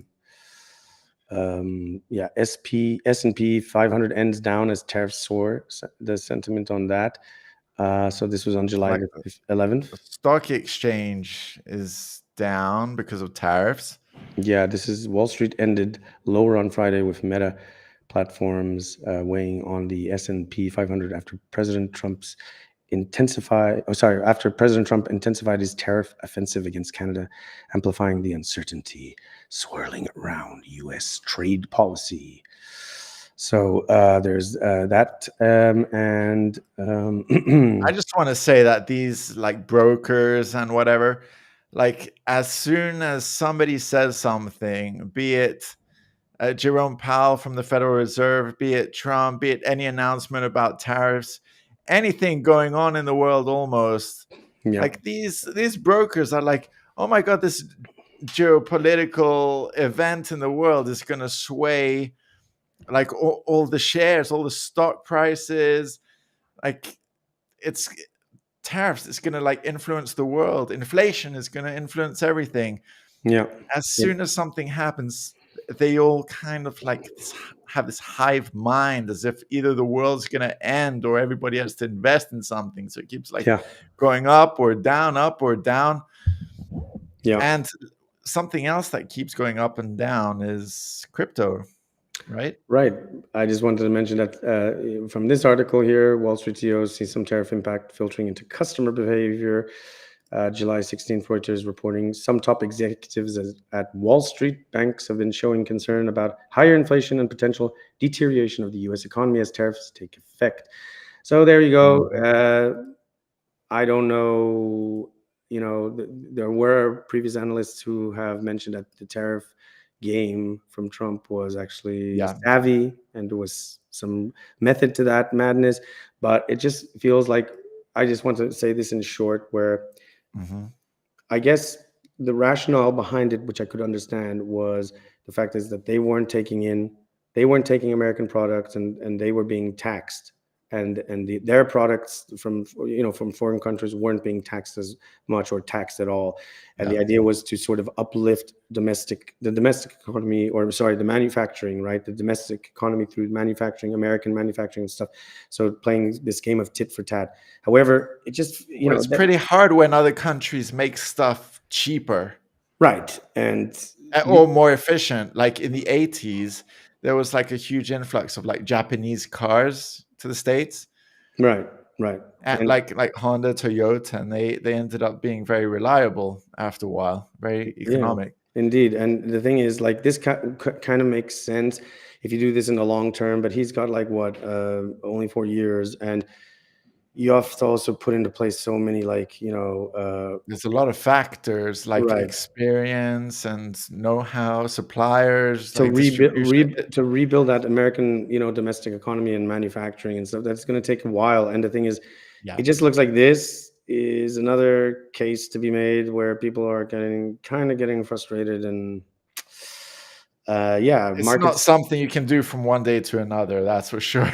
No, and whilst the markets continue to rise on strong earnings and AI growth, concerns linger over the rising bond yields. We kind of mentioned that in our Wednesday stream about bonds. Well, there was a reference to it because of the national debt, inflation, and geopolitical trade risks.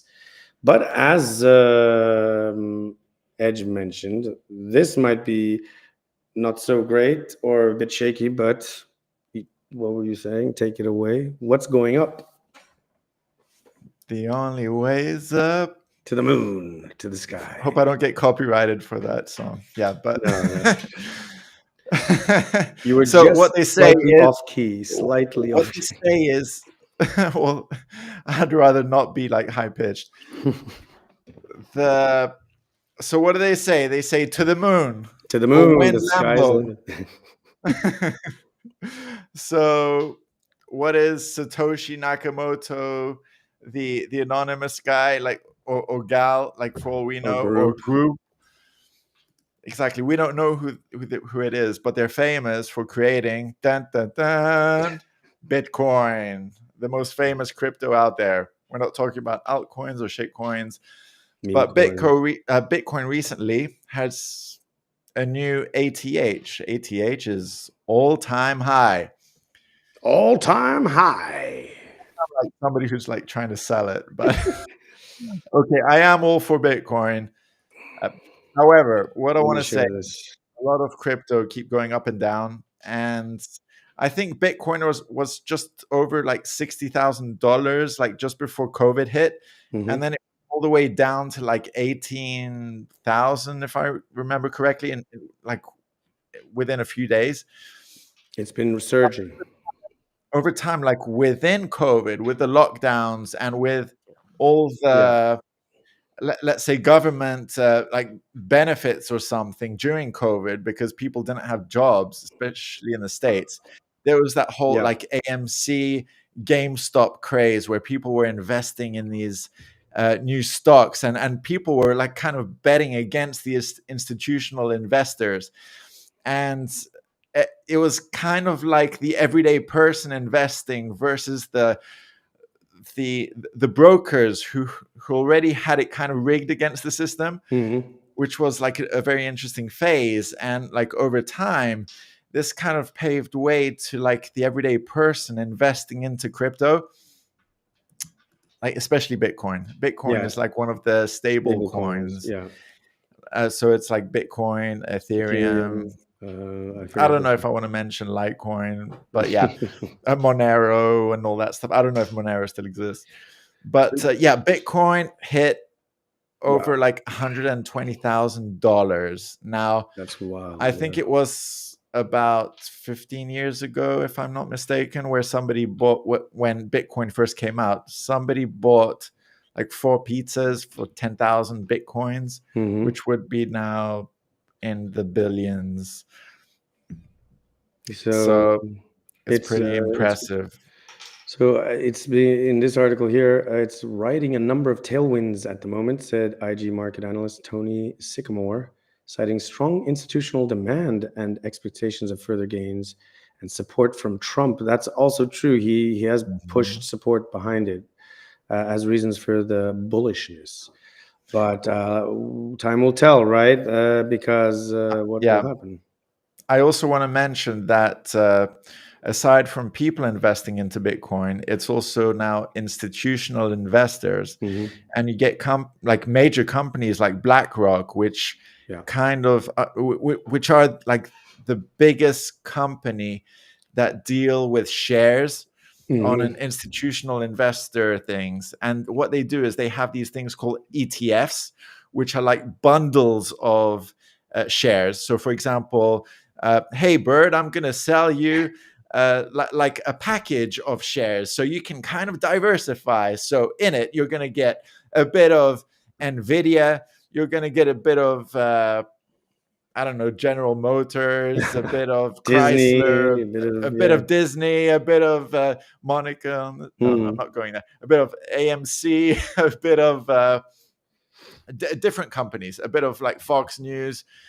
And however, like I think it was a year or two ago, when they passed a law whereby Bitcoin could be part of this ETF. And it was when they were classifying Bitcoin as a security or as something else. So they passed that bill whereby they could incorporate Bitcoin as a type of share thing. So now people are buying, people like companies are investing in this portfolio of shares, which has a bit of Bitcoin within it. However, these shares, including the Bitcoin, are actually held by these giant companies like BlackRock. Yeah. And there's a question mark whereby if you don't hold your seed or your keys to your Bitcoin, who does? Like what you're given is like a piece of paper or something that you own it, like a check. But do you actually own that crypto? Which poses a big question mark whether like a company dealing with Bitcoin, if it's going to go bust, if your Bitcoin is going to disappear. However, I'm all for Bitcoin, and I'm all for like the development, the natural evolution of money and the way it's going. It's going to go digital. Well, it's already digital. It is already, anyway. Yeah. Like banks only hold like a fraction of the supposed money everyone has, like 5% of the money supply, if that. Yeah, this surge in it has basically sparked a broader rally across other cryptocurrencies as well. And as you mentioned, like Ether is the second largest token, and it's scaled more than a 5-month top of about I think that's like 3,050 to 90 cents or dollars. While I mean, it's looking good for all stable coins actually as well. And also, what I want to mention, one last thing, which I don't think I mentioned on the live stream, is that cryptocurrency offers a method with no like intermediaries. For example, banks charge, let's say, for transactions or for I mean, there are countries, let's say, in the developing world, let's say Africa and maybe in Asia, I'm not sure, which don't have access to banks directly. Right. But they do have phones. And it allows them to send money to their families back home if they're working abroad. Right. Yeah. The digital wallet I'm talking about. Yeah. Yes. Yeah. So it's interesting, like where it's going to go. So in moving on to other news, which is kind of intriguing, something that we both find fascinating, but there was an enormous fire that broke out in none other than Area 51, sending UFO watchers into a frenzy. There is a video we can show. Before we show it, I just want to say the reported incident was a large wildfire known as the Gothic Fire, which was sparked by lightning on July the 4th of all times. And it burned approximately 35,000 to 36,000 acres in Nevada. Oh my God. I mean, look at it on the map. There you go. Yeah. The blaze was as close as 15 miles from Area 51, sending visible smoke plumes and fueling UFO conspiracy theories. Though no structures were currently threatened and no evacuations were ordered. But yeah, let's have a look at this. My goodness. So Area 51 is that massive military base, like the top secret one with the massive runway whereby where they flew like Blackbird SR-71s from. A lot of contention relation. It's also known as the Homey Airport or Groom Lake, and there's a lot of Groom Lake. Yes, there's a lot of stuff because of Roswell. At one point, they said they took the UFOs there. Yeah. And the UFOs were hit by lightning or something. I'm not sure about that. That's one theory. Look at that. Typical. I mean, but we do know there was a wildfire. I mean, but what I'm curious of is that place is like a desert. Yeah, I mean, pretty sure, much. things would let up very easily. However, I think they claimed it was like a natural fire. It is very possible because, as we know, like in places like Spain and Portugal, which is very dry. I think in Australia as well, like some plants ignite. But I'm all honest. for second guessing, you know, like, but in this case, this kind of seems innocent enough that it was just a wildfire. I don't think they were trying to cover up. I think they have other ways to do that. Like this one would seem a bit. I don't know. Well, I have like a vivid imagination. Can I give you like my wildest? All right, but like imagination, like theory about this. What if they were experimenting with some aircraft that they made, you know, like top secret, black projects, and it used some special fuel, and there was a fuel leak, and I don't know, it ignited. That could also be possible. I mean, or they dump fuel, you know, like planes like dump the fuel. If it's it's also possible. I mean, I'm open. Like the thing is, like I just feel like when they're trying to cover stuff up, it's a bit more obvious. That's the only thing. That's my view. Kind of like the Epstein files. You know, yeah. Well, Trump didn't really cover that up well, did he? I mean, he said Obama, Biden, Comey are all like gathering up together. That's what I mean. It's a bit more obvious when they're And what I mean by gathering up together, check this out. Check out the people behind me. Like Trump is saying these guys like did it. Like these guys are the guys behind the Epstein files. The deep state. Yeah. I don't know about that. I mean, there's a lot to unpack in relation to that we could discuss, but we have to move on to our React segment, where there's an interesting article here in particular, where it's from The Guardian, which says, "Experience, I am the world champion of doing nothing." Now, a brief summary of this is that the author is an educational psychologist from Hong Kong who won the Space Out competition, which is a 90-minute doing nothing endurance contest founded by Korean artist Whoop Siang. And it was held in a busy mall. Participants had to sit silently and phone free. That's kind of like, that's the end of the world for most of the younger generation today. Oh my goodness, a competition of doing nothing. Like, who would have thought basically like Olympics for that? Basically being still, right? Just being still and trying to, kind of like meditation. Peaceful. Yeah. Yeah.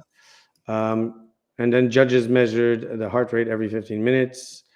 And then that's how they decided. What, to make sure he's still alive, or I think it was for like steady rhythm to find like how steady they were. And this basically, the author of this piece is it's all a practice of mindfulness, and we've heard this before. Yes. You know, observing breath, body sensations, trying to blank the mind.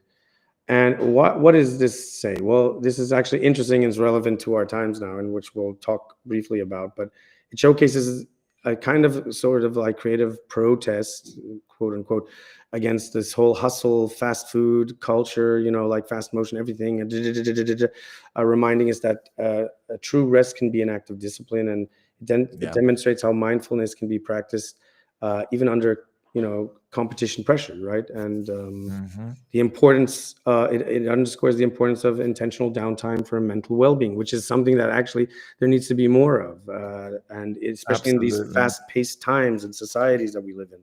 So, yeah, everybody's like running around all stressed and everything. Yeah, and I just thought of a movie like with Tom Hanks, you know, Castaway. Yeah, he worked for FedEx in that movie at the beginning. I remember, where everything had to be like time bound, and everything has to be to the point. You have to rush, and time is so important. You know, he can't stay at the dinner with his in-laws, and well, not in-laws yet, but like he has to rush. You know, like everything is so important. He's like teaching other people to be quick. Everything needs to be on time. And then afterwards, after the plane crash and stuff, and he's on a desert island, like he has all the time in the world, and he's people don't know what to do with themselves, and then they claim I'm bored, and I don't understand that concept of boredom. You know, it's very important, let's say, for mindfulness, like to get away from like always looking at your phones, because also the bright screen like goes to your eyes and is the blue light, they call it, to your brain. It's not good. Yeah. Like you might not realize it might be subliminal, but yeah. But yeah, I mean, I think that this should be something endorsed more, maybe by governments and everything else, and this should be practiced more. Funny how this is not being even enforced, I would say. Given I think they're pushing everyone like work. But it's also this whole fast-paced nature of, you know, with social media and technology. Like people are just like it's this is damaging, right? Like it's very fast-paced. And we're seeing, you know, this people are always adopting meditation or yoga and stuff to try to find that moment, you know. But we should. People are paying to go and meditate, like in groups. It's crazy. It's absolutely crazy. Like that you have to do that when you can practice it on your own. But the problem is people no longer have the ability. They're so out of touch or disconnected, you know. Yes. And even in like busy cities like New York, you get business people who go, let's say, to Central Park to meditate in their break. Yeah. Because it's just frantic at their work. It's too much. It's the only way they can take a breather. Or I mean, I personally, I couldn't live in one of those major metropolitan cities because it's just too much. The rat race and everything, it's just too much. I mean, we have in London, right? So. Yeah, but even that's what I'm saying. London or any of these, like, it's just everything. That was the city. Just human traffic. You know, the whole thing is everything's just crazy. And anyhow, we have something else to show here, which I think is really interesting. Okay. These are insane. This is from Future Tech on Instagram, and this was actually contributed by a supporter. Insane tech patents filed by major companies. So let's have a look at this. Was this by Neon West? No, it was another one. I don't think they're just a supporter. They shared it on Instagram. It's nice of them to share it. Like we welcome, like share everything you have with us, and we can like decide exactly to share it or not. It doesn't. It's not. Oh, okay. So it was a video. Okay, so let's look at the first one. So Microsoft, Samsung, and what's the other one? I can't see it. Google, Samsung, Microsoft, and Google. So it's kind of like insane tech patents filed by major companies. By these companies. Okay, so what's the first one? First one, teleportation system by Microsoft. Filed a patent for a teleportation system using holographic projections. It's not literal human teleportation, but it aims to simulate presence anywhere in the world using real time. This is what I said. It reminds me of Star Wars, like Obi-Wan, you are our only hope.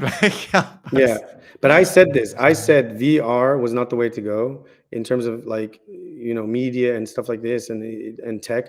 It's going to be all alternate reality based stuff, and definitively, I said holograms. Holography is the future.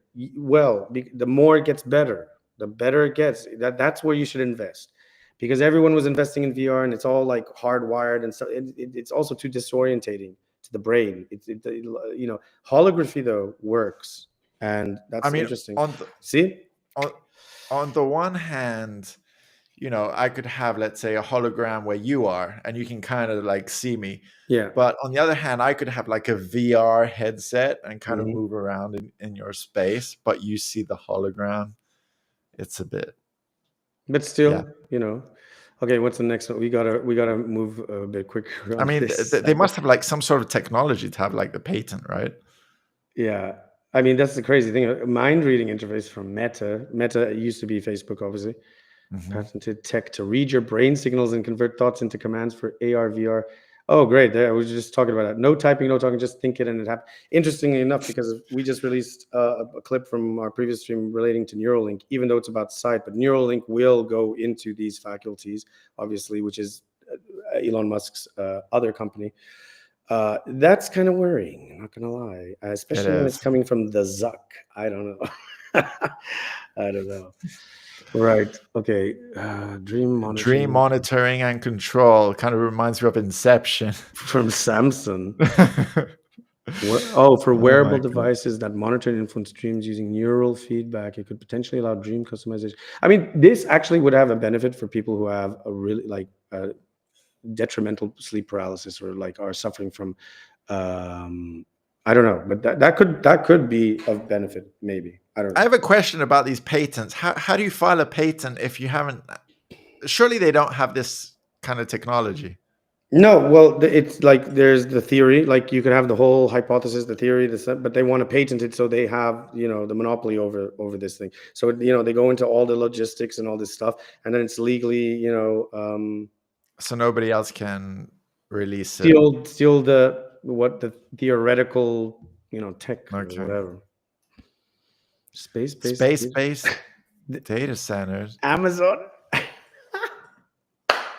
makes sense because of the clouds, because of most things use Amazon clouds. Turn them into literal clouds, avoiding Earth-based limitations. That's wild, right? Is this for NASA spaceships to get 5G Wi-Fi? No, I think this is their future plan for internet, Google Drive in space. Exactly. Most things run off Amazon clouds, that they're using Amazon as so this is the next evolution. To be honest with you, this is the future of computers. In the near future, we won't have our own hard drives in our computers. No. We will just have very fast internet, and there will be these data centers which will have all the data, all your hard drives in these massive warehouses, full of hard drives. I stop you there. They're going to find a way to use our DNA that can actually retain. I don't know how much they discovered, but the information that you can retain there, that will be the evolution of hard drives and stuff like this. So you just go, boop. No, they'll find a way. They'll find a way, because that's what they've already uncovered, that DNA can actually hold, I forgot where it was, but it holds I don't know, it's not even a terabyte. It's insane amount. They're always looking for new ways to find storage for data. But and they have uncovered certain disks, CDs as well, which can store in the terabytes of information. They're just not releasing it yet, because they're kind of milking us. There you go. Wait, I found it. DNA, excuse me, DNA digital storage. It's from Wiki. Have a look. It's from Wiki, but they're working more in this development, though. It's still ongoing. But this is not it's not a wacky thing. This is a legit thing. Just so you know. So that's what I mean. So what is it going to be in us? Kind of like what you mentioned about what was it you were saying? You're gonna have a USB stick in your finger. You remember how you were saying, and wireless. Others were saying how AI or robots were going to use us as batteries. Well, next level is using us as data points. So we are going to be like the androids. I don't know. Yeah, that's possible. Anyway, let's move on. We are going to be the computers. We are going to be the cell phones we're using. Oh, this I already know. This is the obvious. Yeah, this is already they're moving into this direction. This is a bit freaky. Some people are going to marry their robot housewife. Yeah. Augmented reality. That's what I meant. Sorry, augmented reality. Glasses with memory playback. I mean, that wouldn't be pretty fun. That would be cool. Yeah, smart glasses that record everything you see. Yeah, that's kind of like that movie of Robin Williams. Remember, he was recording the memories, and then he could do you remember this movie? What was it called? No. Williams and memory movie. What was it? The Final Cut. I think it was the final cut. That where he could change the memories. You know, was like, that a thriller movie? Possibly. It was from 2004. Because usually he plays in comedies, but I think that one Yeah, it was wasn't a comedy. Yeah, if I remember. he's a cutter who has the power of final edit over people's recorded histories. So in a world with memory recording implants. So yeah, that's basically. So this is what it reminded me of. It's a good movie though. Check it out if you haven't watched it. The final cut from 2004 with Robin Williams. Yeah. Mm-hmm. I haven't seen it. I will. I'll be sure to check it out. What else we got? Smart skin wearable. Oh, I mean, they're already doing this with clothes, where it's smart clothes, where it can change and do different things like heat and yeah. I mean, this wouldn't be surprising for sure.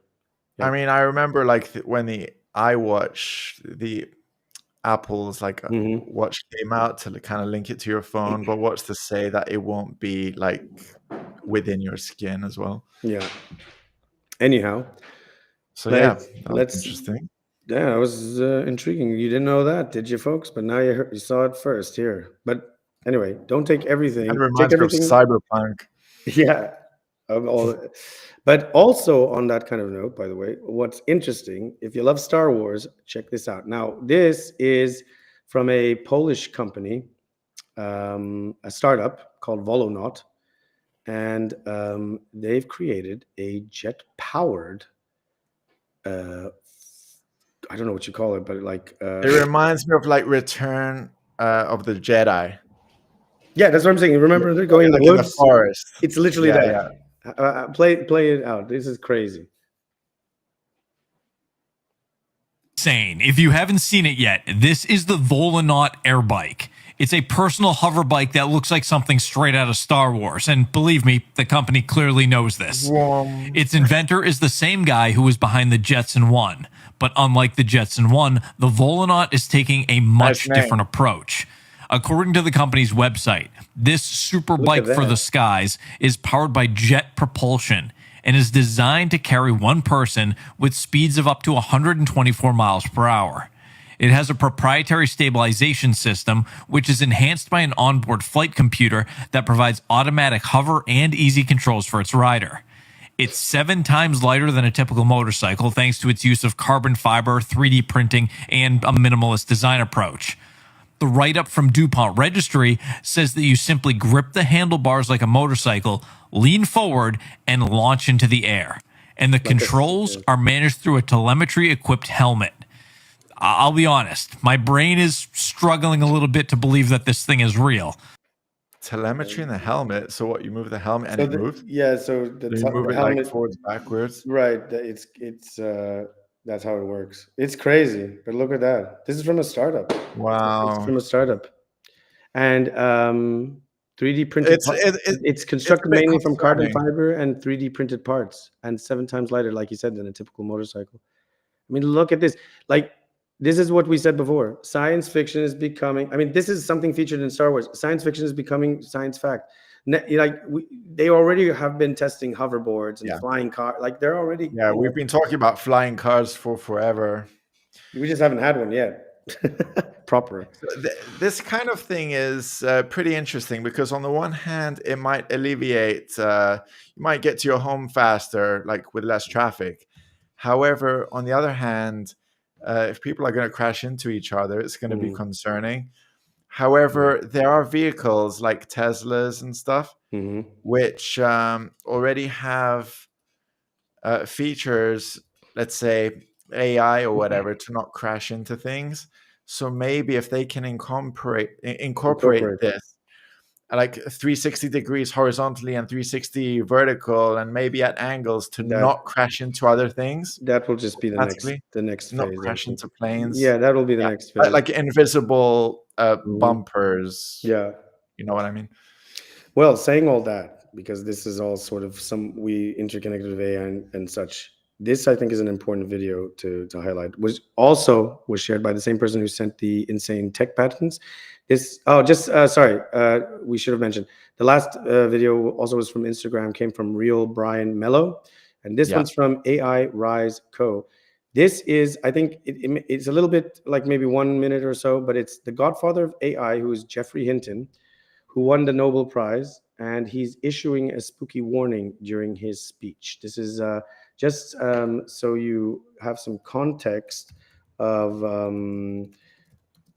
who Geoffrey Hinton is. He's a cognitive psychologist and computer scientist, and he's regarded as the godfather of one of the godfathers of AI for pioneering his work in artificial neural networks and deep learning, just to have some context. But his speech is kind of foreshadowing, perhaps. I don't know. Check it out.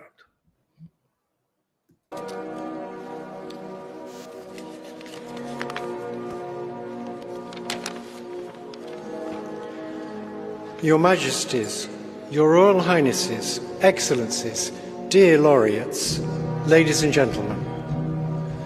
This year, the Nobel Committees in Physics and Chemistry have recognized the dramatic progress being made in a new form of artificial intelligence that uses artificial neural networks to learn how to solve difficult computational problems.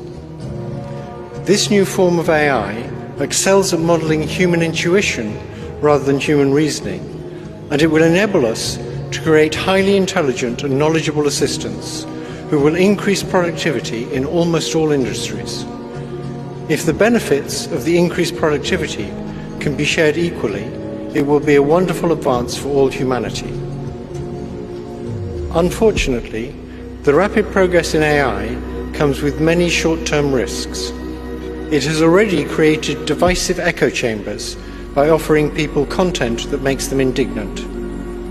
It is already being used by authoritarian governments for massive surveillance and by cybercriminals for phishing attacks.